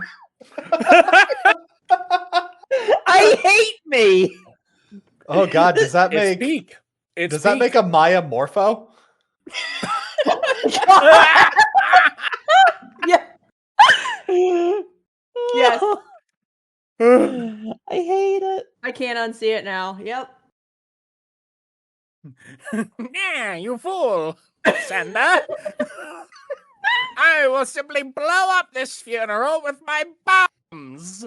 So yeah, picking up back, I believe now we are in a laundromat. They are making out, and then we dive into the backstory of some of the more intimate moments of their relationship. So, Yeah.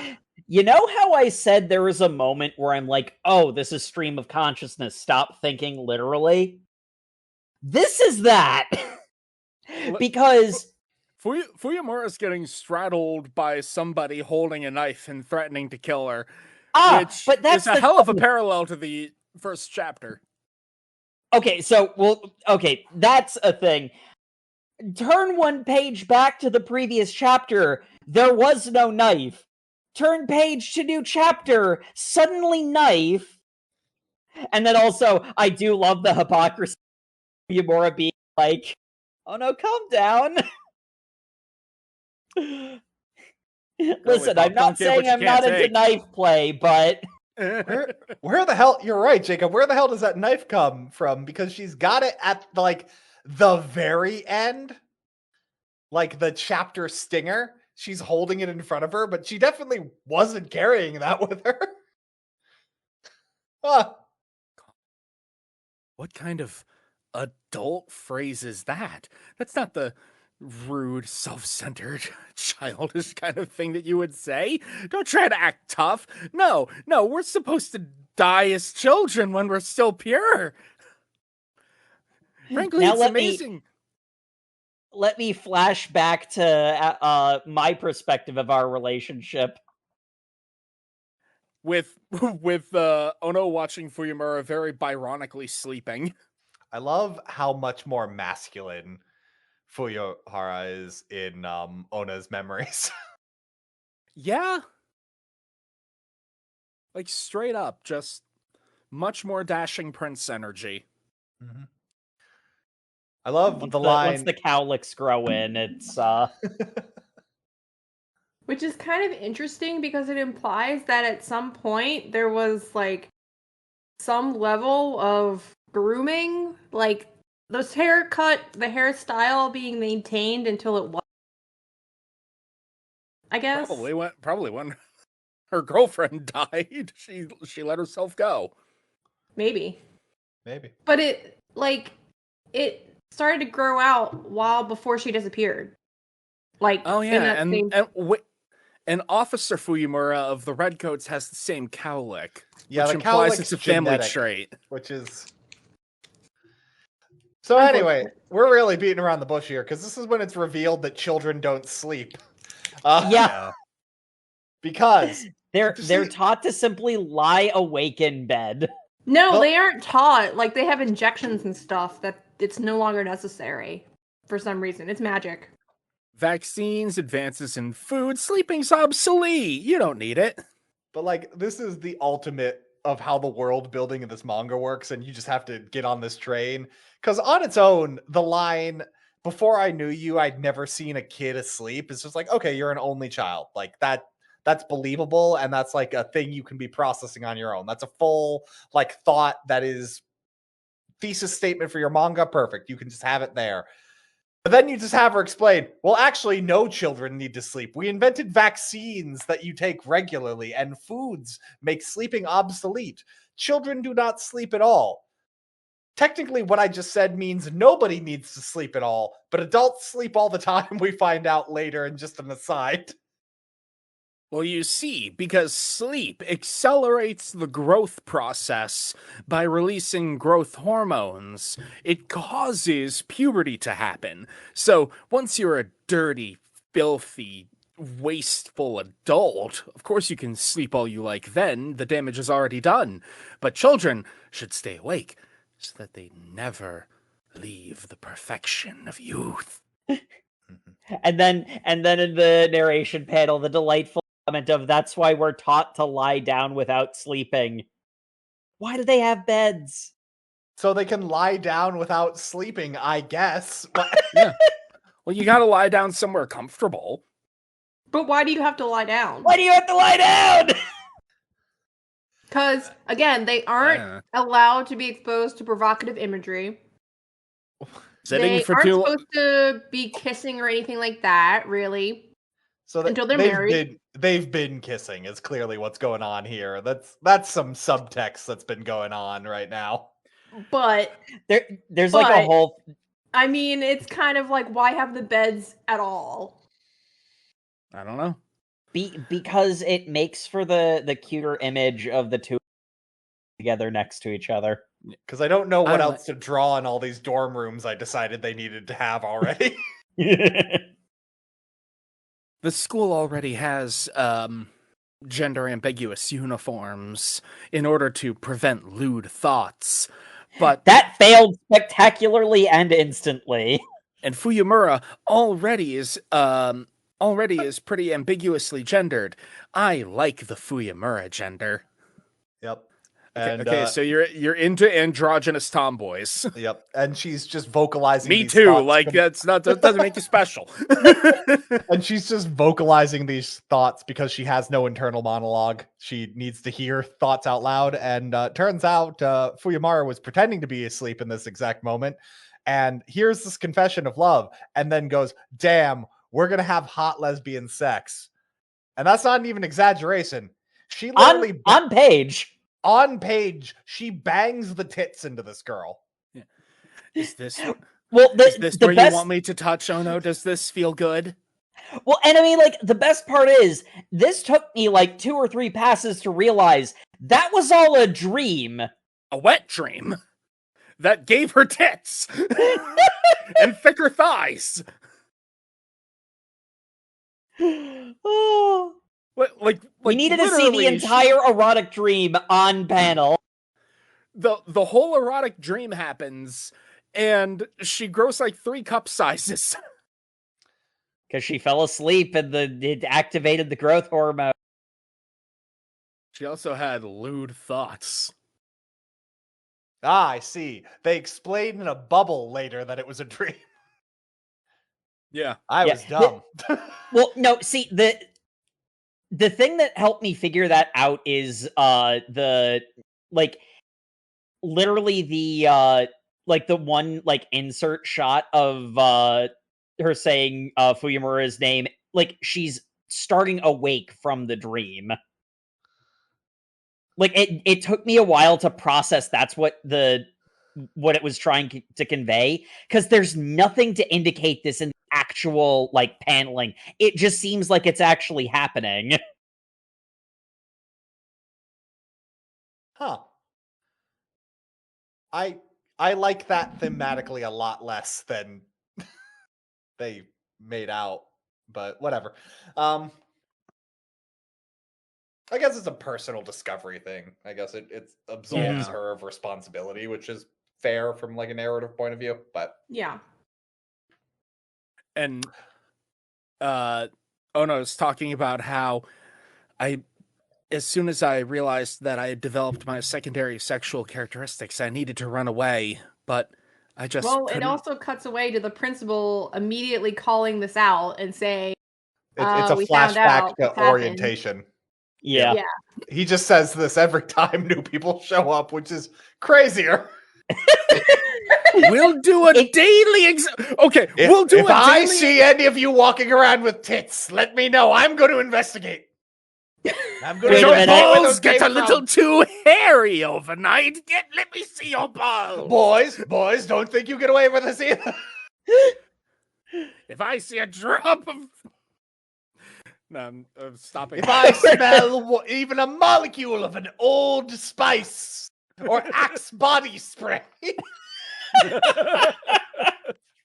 don't even get me started on condoms.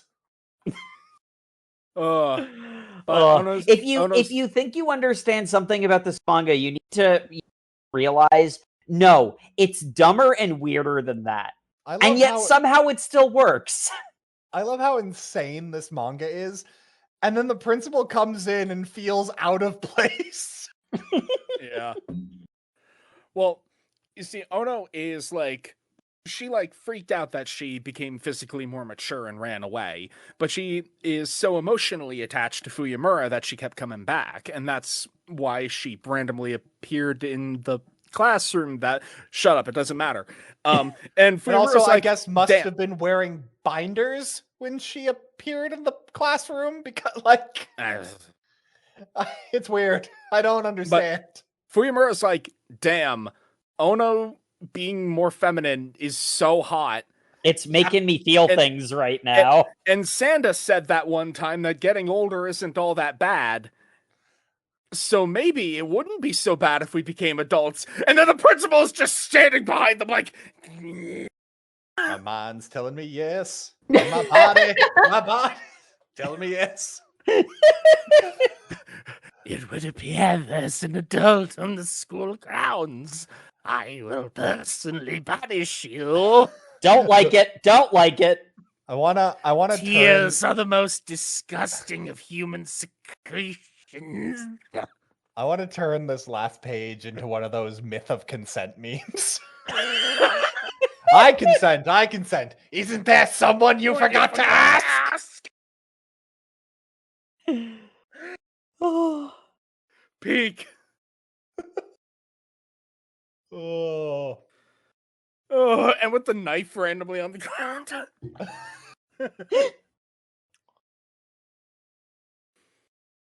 But yeah, the Fuyamura's getting ready to fight the principal about it. As you do. I'm just saying my girlfriend with tits should be allowed to come to school. It's weird you made this rule that she can't. She's crying, and crying only happens when adults accumulate painful experiences and develop empathy. They've been traumatized, you see. Okay, we'll just say the whole freaking part out loud. I love that we finally get revealed that his goal for this school is to maintain the sociopathic behavior of toddlers throughout all of humanity. And it's just like, what? What? Why? Why would you do that? Like the reason that kids are shitty is because they literally don't know that people other than them, they don't know to be better. That's part of maturity. And he's like, no, that's bullshit. I'm never letting them face trauma, such as the consequences for their actions. Yeah. Basically, Also, I mean, that's, as a society, what they have determined, right? With the whole childhood protection laws or whatever. Yeah. We do not allow our children to fuck around, so they will, in fact, never have to find out. Yep. Also, Sanda and Maya are here, which was hinted at in previous chapters. We were too busy focusing on the toxic Yuri, but they were like, hey, as I always do. We should go talk to Fuyamura about what happened recently. What do you mean she's not back from doing her laundry yet? Let's go check that out. Oh shit, the plot! They do kind of just manifest in the exact place they need to be. Yeah. It's a thin thread, but I'll take it over everything else this manga gives us. Considering the very next thing that it gets us is Sanda reveals that he's Santa Claus to the principal, which seems like an insane thing until we find out that the principal turned around too quick and his eyes disconnected for a second. So he You didn't can see the actually robot see- computer chip eyes. Ah, Santa Claus, wait a minute. I turned around so quickly my artificial eyeballs fell out. It seems that having an artificial body has some problems as we get a full face shot of him with no fucking eyes. It's so creepy. What do you I mean? hate this This guy! is perfectly normal. Oh, but apparently his instincts are still so sharp that he detects Ono and Fuyamura trying to sneak away and trips them with his sword cane. By the way, yeah, it's a sword cane. Yeah. Ugh. So before he can add his eyes back, Before he can re-equip his eyes in the inventory screen, yes. Amaya dumps a bunch of red cloaks on Sanda Sanda. to protect his identity. And he transforms into Santa, and now he's got a more... Let's be honest, he transforms into Grant Moore Cloud. Yeah, Yes. yeah. He's got a red vest and a red cloak and black gloves and black pants. Sure, they're all like athletic wear, but he's starting to get the costume. And to be fair, this design is badass as fuck. I love this. So fucking cool. I love it. I want this to be in the Klaus universe. Yeah.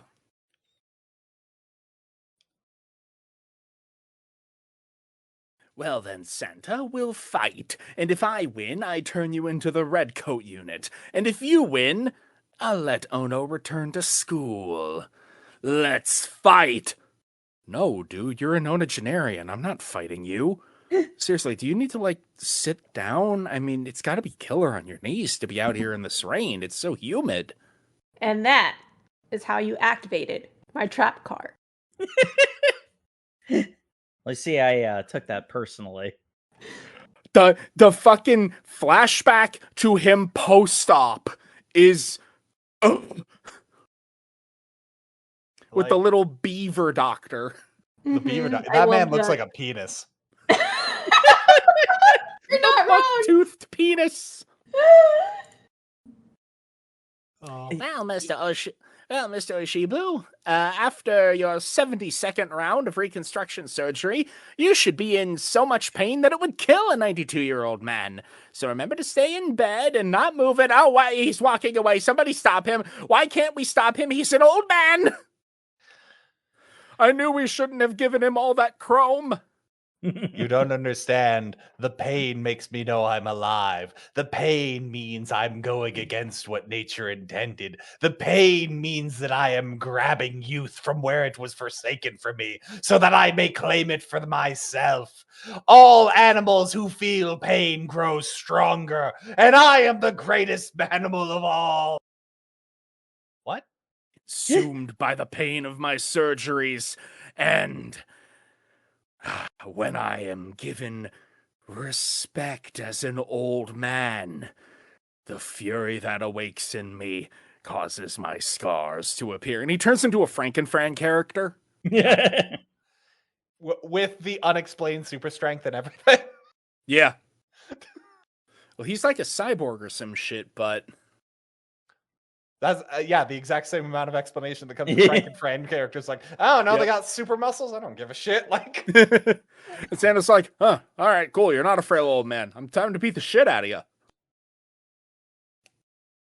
And we just get a straight up shonen action scene because they've been in the phase of like a new shonen series that's more gag than it is fight, and it doesn't really have fight. This is a fight. mm-hmm. And it is sword cane versus ski Knife swords. skis. And then he needs Kids, the strength. believe in Santa. He needs the kids to believe in Santa. So this just becomes like, Clap your hands if you believe in fairies. you clap your hands and believe in fairies. The children need to join hands and sing to resurrect Godzilla. For Santa, kids believing in him is the best kind of doping. The niños at the orphanage need to pray with all their might so that the luchador can defeat the enemy. Like, yeah. Except in this manga, kids need to go to sleep. Kids, they need to fall asleep in the middle of this battle right now. Well, yeah, because if you sleep, that means Santa Claus is coming to town. Yep. All three of them are clearly pretending to sleep, but apparently that works. It is the ritualistic act of sleeping. Mm-hmm. And hey, when you were a kid, you pretended to be asleep waiting for Santa. Damn, you're right. And so, with the power of not one, not two, but 3 children sleeping, he becomes so powerful that he catches the sword in his wrist and then socks the principal in the face so hard his sutures split apart and one of his eyes break. Mm-hmm. Yeah. Don't worry, children. Santa is here. Which is this is literally a panel from Klaus. It's such a raw fucking panel. I do like the back and forth they're having throughout this entire fight, because it's essentially the principal going on his whole mantra about how children should try and preserve their youth for as long as they can. They should extend their childhood for as long as possible, because there's like a sanctified good in the inherent being of youth. And Santa's just like, no, fuck that. They need to fall asleep. They need to laugh. They need to run around. They need to get stress wrinkles. They need to eat shitty food, because like being a kid like is growing up. Like that is the whole, like the journey is the point, not the fleeting nature of youth is why it's precious. Yes.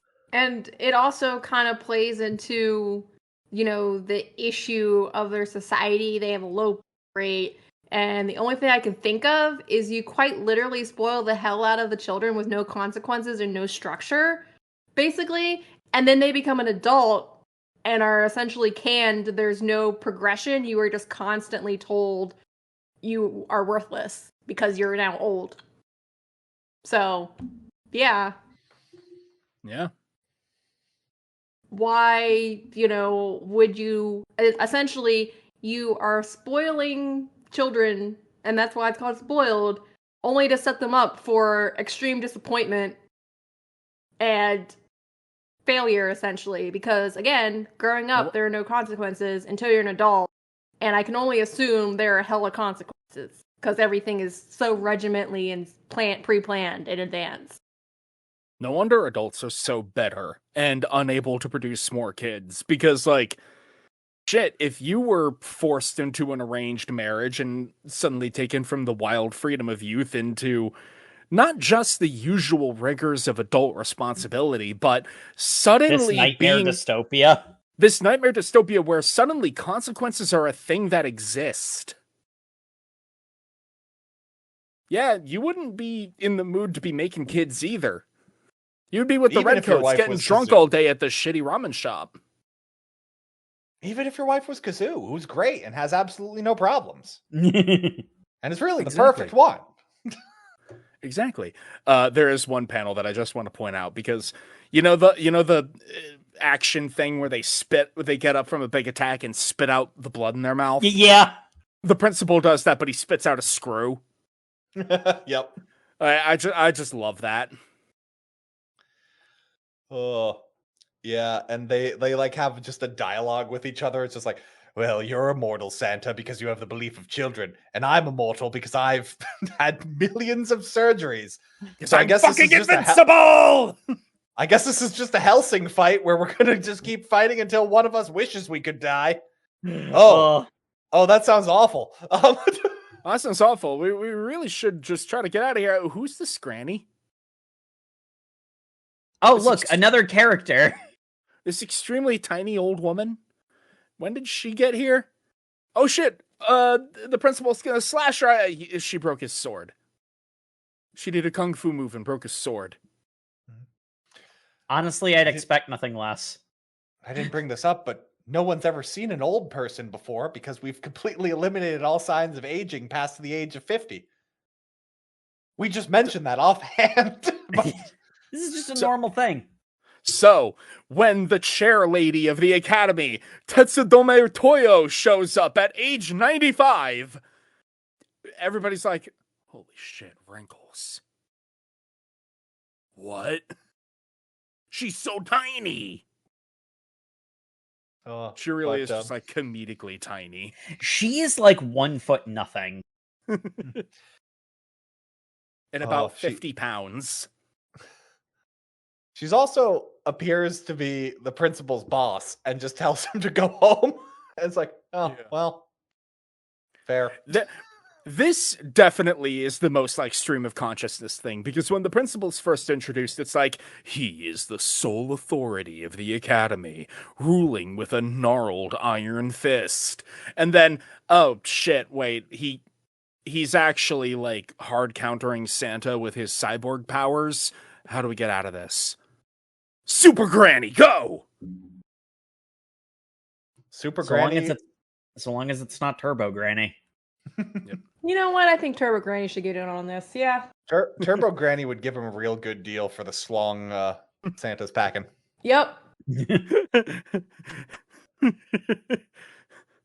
Get into adulthood. I'll gobble you schlong for that.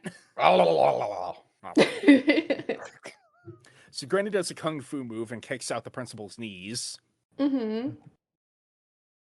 And I love it because, like, they are the antithesis to each other. They are foils. He's so obsessed with youth that he has, like, very superficially made himself youthful and beautiful. Meanwhile, she's just like, I'm old as shit. I've embraced that I'm old as shit. I haven't been able... And that allows me to do kung fu moves. No, she just has the Genkai thing going on. Yeah. Well, it's like the difference between artificial enhancement and, you know, what Matt said earlier about when Santa became comfortable with his own body. It is maturity being comfort in your own skin. And that is a source of literal shonen power in this manga. So anyway, are you really going to make an old woman walk up these stairs? I'm so bad at giving piggyback rides, I'll walk myself up. And then he begs the Super Kung Fu Granny to teach him how to fight like an old person. Yep. I need to be a strong Santa. I need everyone to believe in me. Will you change this school? Yes. Very well. Here's the bill for all the damage that you've done so far. What? Also, go into the basement because there's weird shit down there, and I don't want to deal with it. Also, I'll have trained you a little bit, and we'll tell you about it in flashbacks. Just, you know, shit you want. Oh my god, we'll get to the fucking basement. Oh, so anyway, we get a chapter next that really is just answering the question we all probably had. They shouldn't probably be hanging out as a trio when they are constantly seen with Santa and Fuyamaru and Amaya. So Amaya's like, I don't want to be your friends anymore. Like, plot progression wise, it's kind of a nothing chapter. Like, Jake, I'm sure you're aware, it's like in the Sentai shows where a character is like, no, it's a for the greater episode. For the greater good, we're gonna go it alone now. No, we're friends, stroke brothers, stroke comrades. Yeah, it's a character focus episode. It is zero plot. It almost feels like it's too late for this chapter, though. This chapter should have happened like before. This should have happened after the first confrontation with the principal. Yeah, like when they're getting confronted in the hallway and they have the whole thing about lying. In fact, just remove the lying plot line. It really didn't do anything. Yeah. Other than establish that Fuyamaru had no romantic interest in Sanda at all. But Sanda uses his Santa powers to climb up the walls because Amaya locked him out of the dorm room. It's like,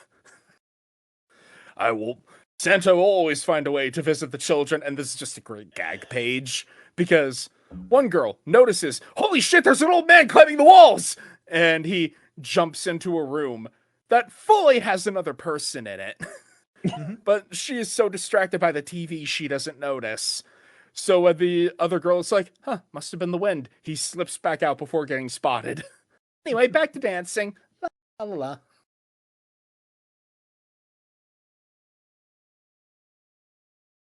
Yeah. So yeah, So friends reunited. yeah, and really, that chapter literally just exists in a void too. Is the other thing because we immediately cut to the principal choking out The guy Yagoya. who keeps pretending to be relevant. Yes. Saboru, yeah. And he's just choking him, and he goes like, "Oh man, I hate you because you look so." Because you've got everything together and you're so youthful, and I'm just an aging man and I'm worn out and my best days are behind me. I mean, I wanted Sanda to kill you because I resent you so much. And that fucking like Schadenfreude instantly like gives him a youthful glow to his skin, like how women are more beautiful when they're in love. Direct quote from the manga. Yes! The oxytocin of being complimented on my youthful appearance! I'll let you live. And then we find out that he's just like, oh, thank God I know how to deal with abusive women. Like, okay, buddy. Thank God I know how to deal with abusive women. Hard cut to Kazoo. They're doing their chores, and by them I mean Sanda's doing their chores. And we get a character who is very main character coded, but we had a devil of a time trying to find her name because it does not appear in the entire arc she's in. Yep. It's interesting because maybe it's just because like Sanda and fiance Kazoo. Maybe it's just because Sanda and Kazoo are so short, but the fact that this girl is like kind of taller, I thought that she was like a teacher, like with the manga's art, like with the manga's art style, you could see her as like a 20-something teacher. Yeah, I could see that. But no, very much different. We find out. Although it's great because she's so charming immediately, and Santa's like, "Wow, a person who doesn't give a bad first impression." And his thought bubble is just every other named character. They follow her down several flights of stairs into the basement. They open a classroom full of happy children, and they put down the potted plants, and they're like, the class 210. I didn't know we had this many classes. And girl who remains nameless in this chapter second year just goes, oh, yeah, that's because this is the class for everyone who's done murders. We all killed adults. Can't go to jail for that. Only a few of us did it because we wanted to. Some of them were like accidents or like self-defense or something. Anyway, yeah, all of us have killed. Self-defense or something is really the epitome of this class. Yeah. Of course, they have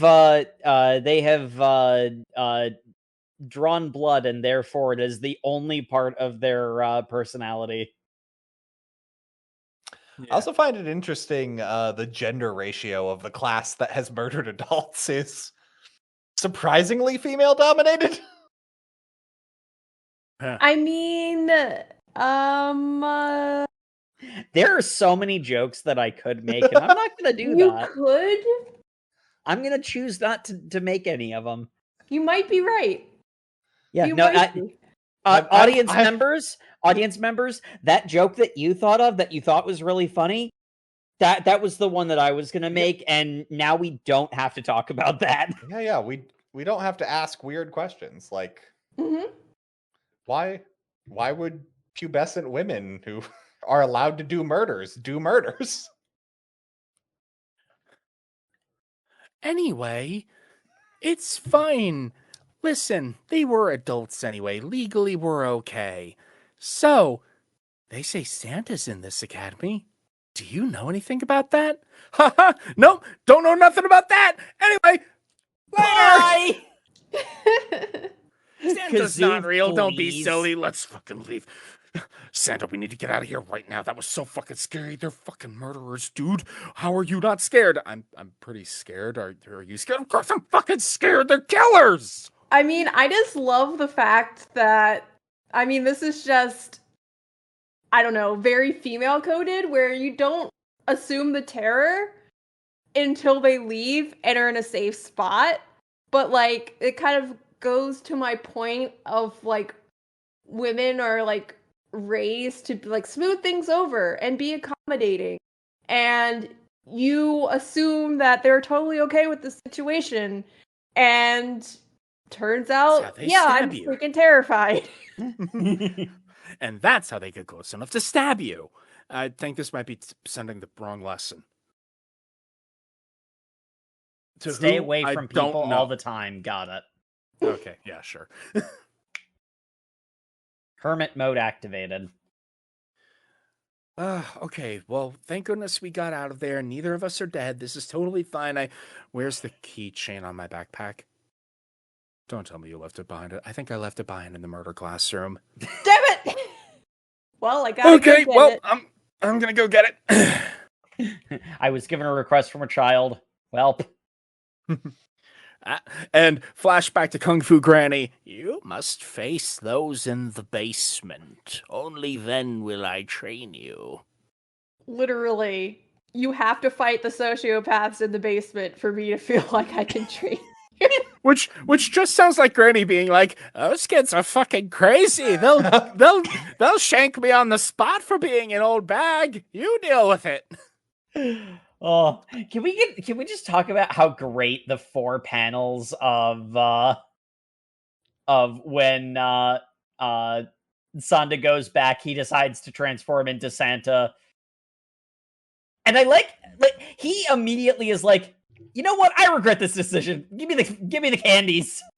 But then there is 4 panels of leader of the murder crew opens the door with like these dead eyes, reverse shot of Santa wide-eyed staring, then reverse shot back to sparkly youth smile, and then the reaction from Santa where he's got like the I'm in danger smile as he's sweating bullets.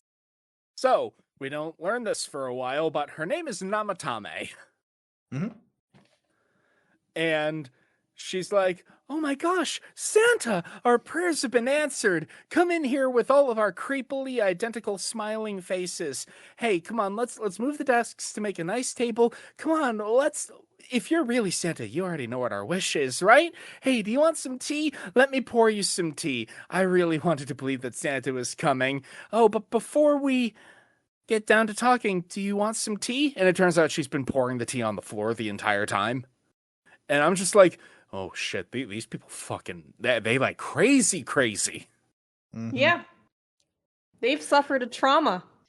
It's not even just like average, this isn't your average everyday sociopathy. This is like, does not know where and when they are. Yeah, because it's kind of like, even if they are cushioned by the societal law that allows kids to get away with murdering adults, there is a high likelihood they don't receive any institutional therapy or treatment afterwards. They still are subject to that trauma.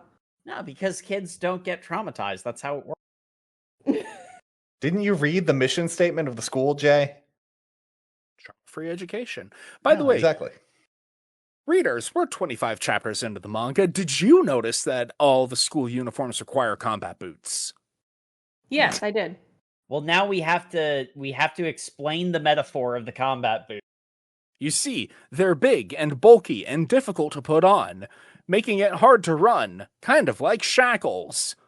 And even Sanda's like, huh? It's against school rules to take off your boots. I sure. Anyway, you kids have a wish, right?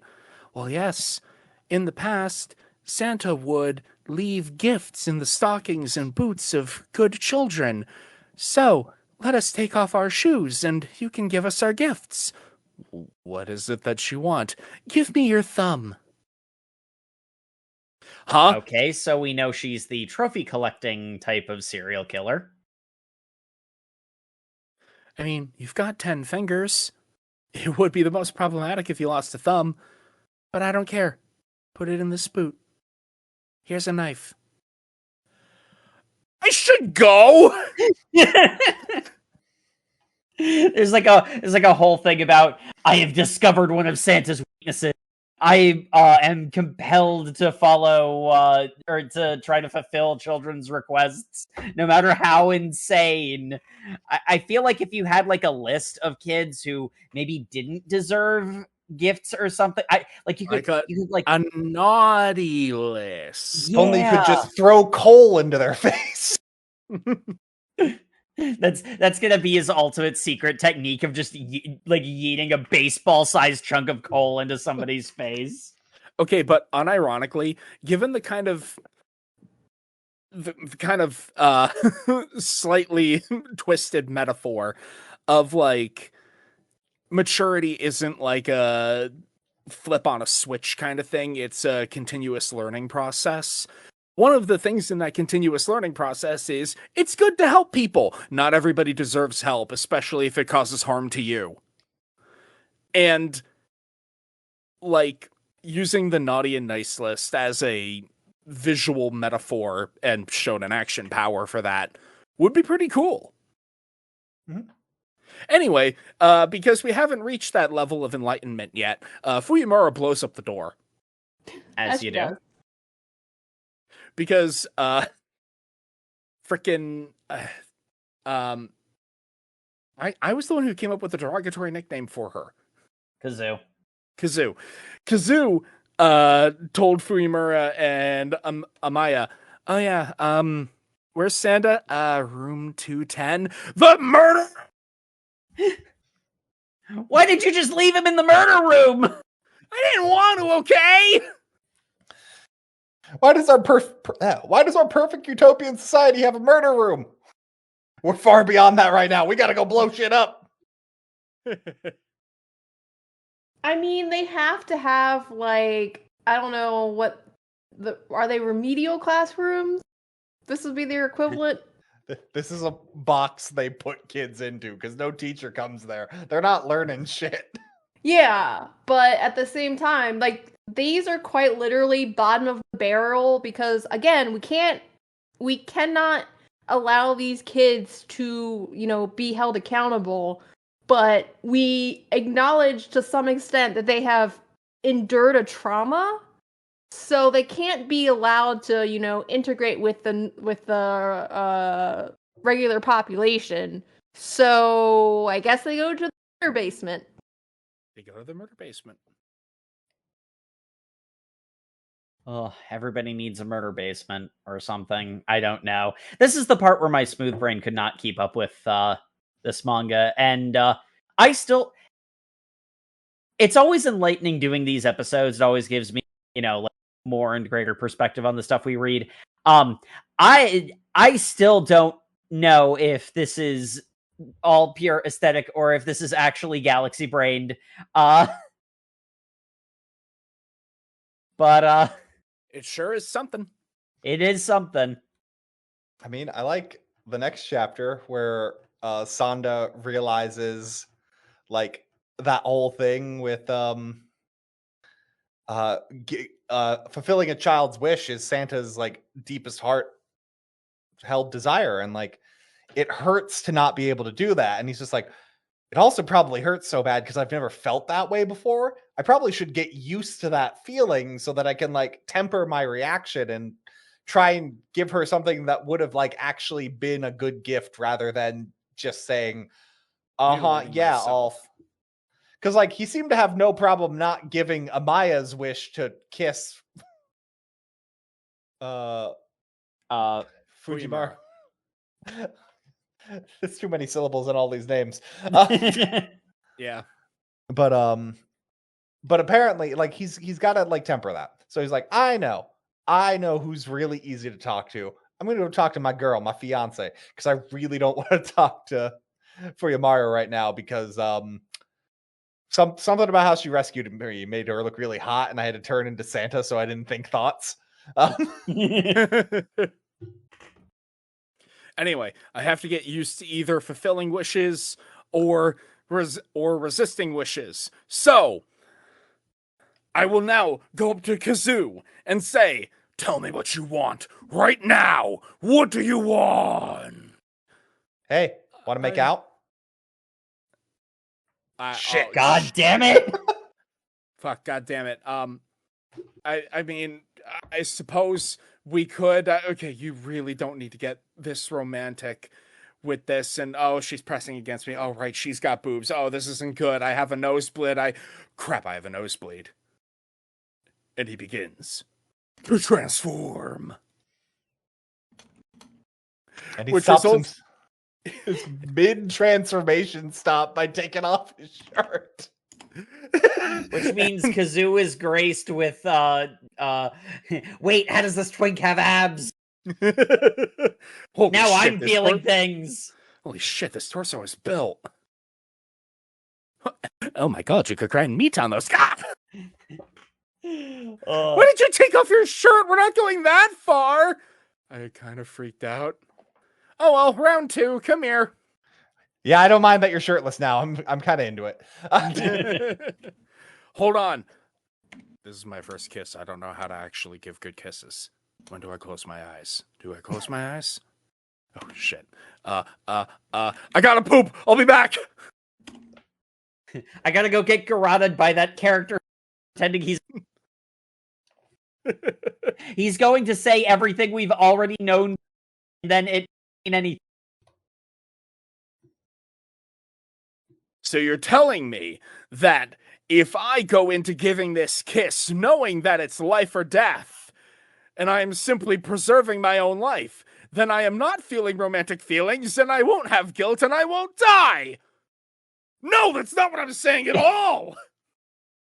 Well, too bad, I'm 14.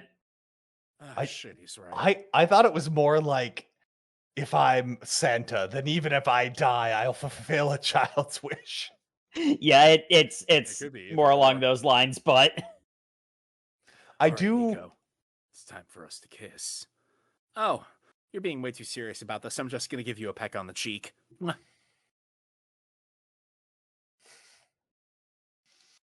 I do like that canonically they had to instill into the crux of being Santa that Santa would never get involved with a minor. And if Santa ever gets involved with a minor, he instantly dies. Yes. Yep. Gotta set that boundary, just so that we don't get weird. Santa is not P. Diddy. No, he ain't. Well, P. Diddy isn't P. Diddy by that metric, then... What? I don't care what the courts say.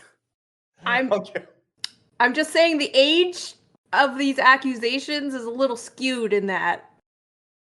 I think you mean he doesn't exist on the Epstein Splitting list. hairs.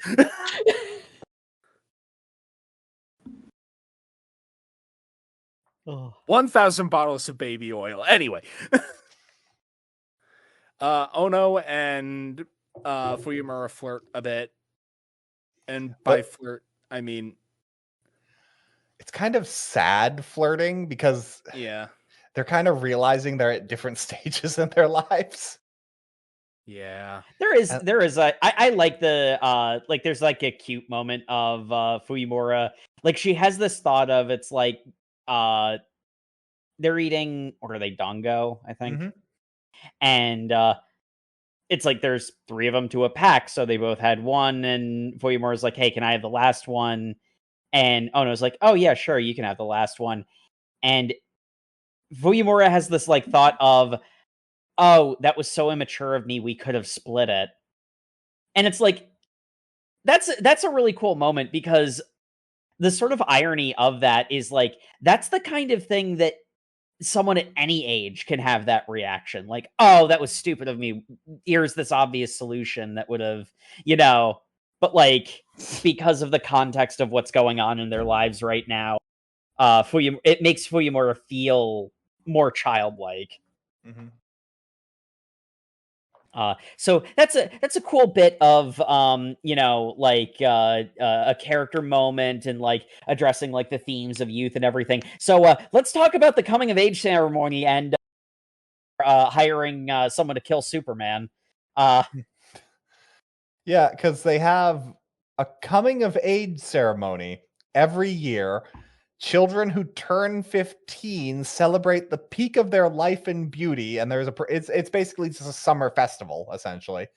Yeah, but I mean, it's also, a regular coming of age ceremony. Multiple cultures already have something like this, so I'm sure they won't find any way to make it weird. And that's guaranteed. We need to have the summer festival scene, and also it needs to be freaky because of this weird-ass world building. Yeah, well, the weird-ass world building is they are 15 and they are celebrating that they have 5 more years of youth to enjoy. So presumably the cutoff age for being an adult is 20. Yeah, I mean, that follows Japanese culture when you turn hatachi, and that's like your entrance into adulthood. Hatachi is 20. Huh. So they're on puberty blockers until then, essentially, because they're not allowed to sleep. Oh. Unless they do sleep, in which case they get kicked out early, I guess. Well, that's only if you get caught, because it's not that you get caught sleeping, it's you get caught if you have secondary sex characteristics, which are thought to be begotten through prolonged or through sleeping. Yeah, I don't know how Kazu's getting away with what she's doing, but, knows. Maybe she's just being like poop humor enough to be. She's being extra childish to cover up her tits. Like, yes. Like, nah. Oh, so anyway, we get a completely normal scene with no weird scene with it.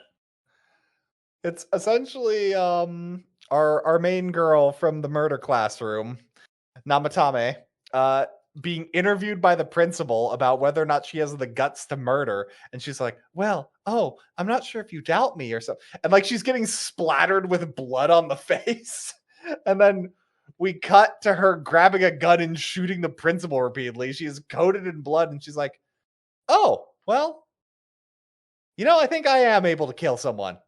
That's fine. And we cut to the principal whose guts are just exposed everywhere. He's covered in blood. He's just like, you're right. Yeah, perfect and youthful. And you've done everything right. I'm going to shoot you in the head. Oh, shit, don't do that. Yeah, I like that. I like that moment where, like, he actively dodges that one, and then she has the "I knew it, your brain is real," like the interplay of these two, because it's like, we're laughing at how crazy and psychotic this all is, but this is a villain hires another villain to kill the superhero type scene, and this is a really well played version of that common trope. Mm-hmm. But we get the clearly like arc building line at the end from her. It's just like, don't worry, I won't only kill the Santa Claus that is hiding in the academy. I will kill any adults that show up at that ceremony. And the whole thing with Ono was she said, I'm going to be moving out because I've become an adult. There's one thing I want to do before I give up my childhood. Yeah.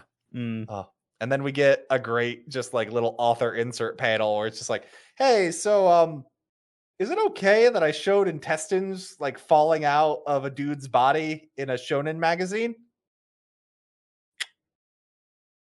I guess it's fine this one time. The page is published, so I guess it's fine. Guess I got away with it. We find out that Dr. Chicken George is the author of the manga. Oh, yep.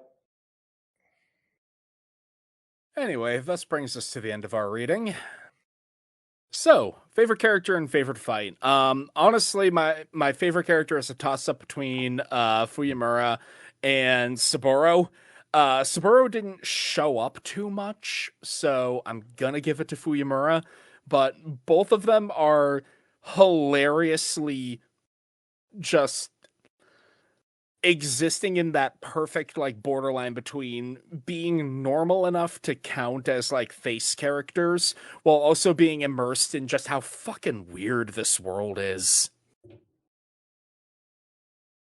And my favorite fight, it's the laundromat fight. Like that was the biggest one we got, and seeing Santa literally break the principal's face was very satisfying. How about you, Matt? Yeah, I mean, Fuyamura is a really good pick for favorite character. Dang.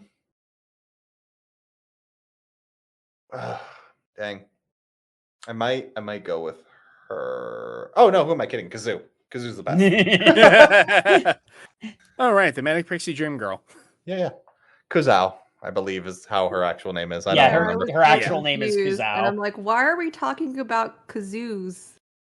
Because it's funny, Jay. But that's not her Because- name. It's close enough to be a joke. Close enough. Yep. But yeah, no, I liked basically every chapter she was in. So she was fun. Favorite fight? I mean, Laundromat's hard to beat, honestly. Where it all started. Yep. Yeah. Although I really do like the resolution to the first principal fight where they distract him with an old man. What did you eat for dinner? Yep.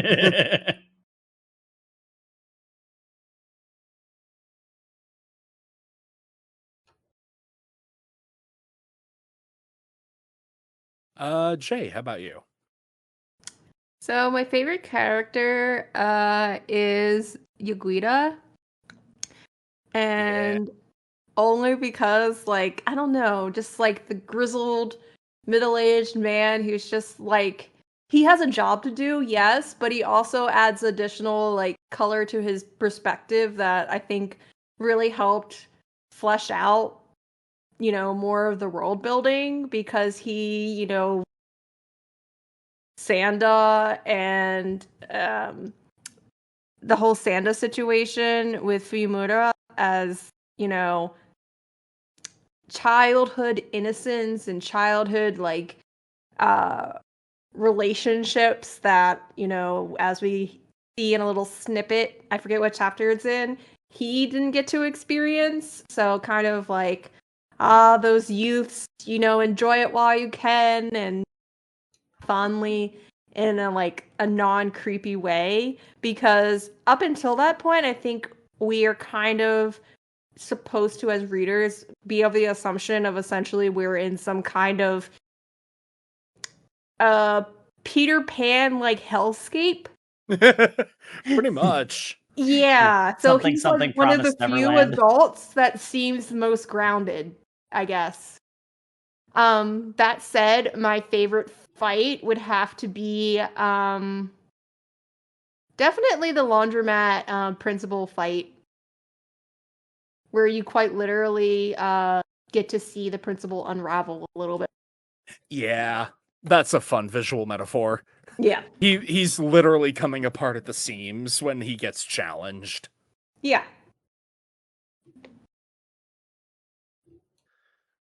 And Jacob. Gotta go with Ono because Toxic Yuri. Yeah. I mean, honestly, joking aside, she is actually a fun character. A lot, basically, all of the major characters were like solid and interesting, and definitely have a lot of potential to them. And Ayama, or whatever his name is, was there too. He sure was. But like I liked I liked the tapestry that the characters painted. I feel like all of them are kind of like setting up for something more. So I almost feel like it's like, obviously, you know, like favorite character is a kind of question you can answer at any point in a story, but like in a weird way, it almost feels too premature to even ask favorite character, just because I feel like they're all building, like each of them are building to something. You know what I mean? Mm-hmm. So I think that's a. You could say I think they that's need time to mature. I regret everything. I would say that that's a good sign that the characters are well written and interesting. Favorite fight? I'm actually going to go with Yaguita's fight against Santa Claus in like for the like whole funeral thing. Yeah. Grandpa God and the giant hog. Yeah. Yeah. Not only was that one of the most unhinged things I've ever seen, just period. Also, it was a good, fun fight, and it was the kind of fight that's like building up to like you're stepping into like the world of the shonen space now. Yeah, the laundromat fight was excellent, but it also it felt kind of abrupt and disjointed, just because that whole sequence is very stream of consciousness-y. The Yaguita fight was a little bit more parsable for me personally, even if it did absolutely batshit way possible. I guess they backloaded all the crazy in that one.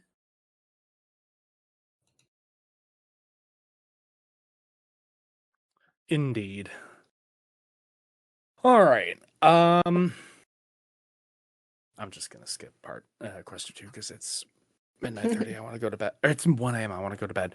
Would you continue reading? I definitely would. Like, honestly, we weren't sure where we wanted to end the reading chapter wise, and we just kind of kept creeping up. Like, 19 is what we got recommended. Actually, 22 is the end of that fight. Maybe we should go there. No, this next arc's really good. Maybe we should go. Let's just go to 28. And honestly, I had a hard time stopping there. This was a lot of fun to read. I do think it has something genuine up its sleeve. I just don't know how much of that is planned and how much of it is seat of the pants. So I suppose most writing. How about you, Jake? Oh yeah, I'd absolutely continue reading this. Not only would I continue reading this, go back and read it, because again, I feel like this is the kind of thing that the more times you pass over it, the clearer it becomes, especially considering I was able to like pace out my reading better than I usually do for this one, but I still felt like I could like if I could take like a day or two to like digest a chapter before I moved on to the next one, like that would like behoove.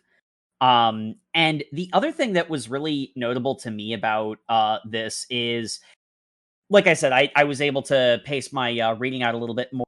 And I'm, like I sit down, I go to, read through it, and I'm like, okay, I'm going to see if I can get through a whole chapter in, an hour or whatever. And I look at the clock and it's been like 45 minutes and I'm through 3 of them. Like, this is just such a easy, breezy read, despite how like it's weird but not dense. So you're able to get through it very quickly, and that makes it very consumable, which makes me want more. Oh yeah. Jay, how about you? So, I guess I'll combine this and just say, yes, it was very hard to stop at chapter 28. And the more, as I'm sure listeners, the more questions you ask, the more intriguing this reading became. And the more invested I became in figuring out, what additional plot twists arise. I am curious actually more so about the world surrounding. Like I'm intrigued about, the government. It's too that a lot of these policies are from the Japanese government. I'm intrigued about if we get exposed to more adults and hear more about their perspectives of how, life changes once you grow up. I wonder if there are other adults who, it'd be interesting to hear that side. So that all goes to say I would continue reading and look forward to continuing reading. All right, and Matt. Yeah, I would continue reading. This was fun. This was like easy breezy, like Jacob said, but it had like enough of like that kind of twinge of interest that like makes you keep reading. There's a darkness to this that I kind of really enjoy, but it doesn't like get too edgy on its own. And it's just a fun journey. I've really enjoyed it. And I don't even mind that like the initial mystery didn't matter or that a lot of things might not have mattered because it's just fun. And it's got fun characters, and the insanity of Santa Claus being a superhero will never not be fun to me. It's extremely funny. I love it. Oh, the real question is, when is Sanda gonna fight Lobo?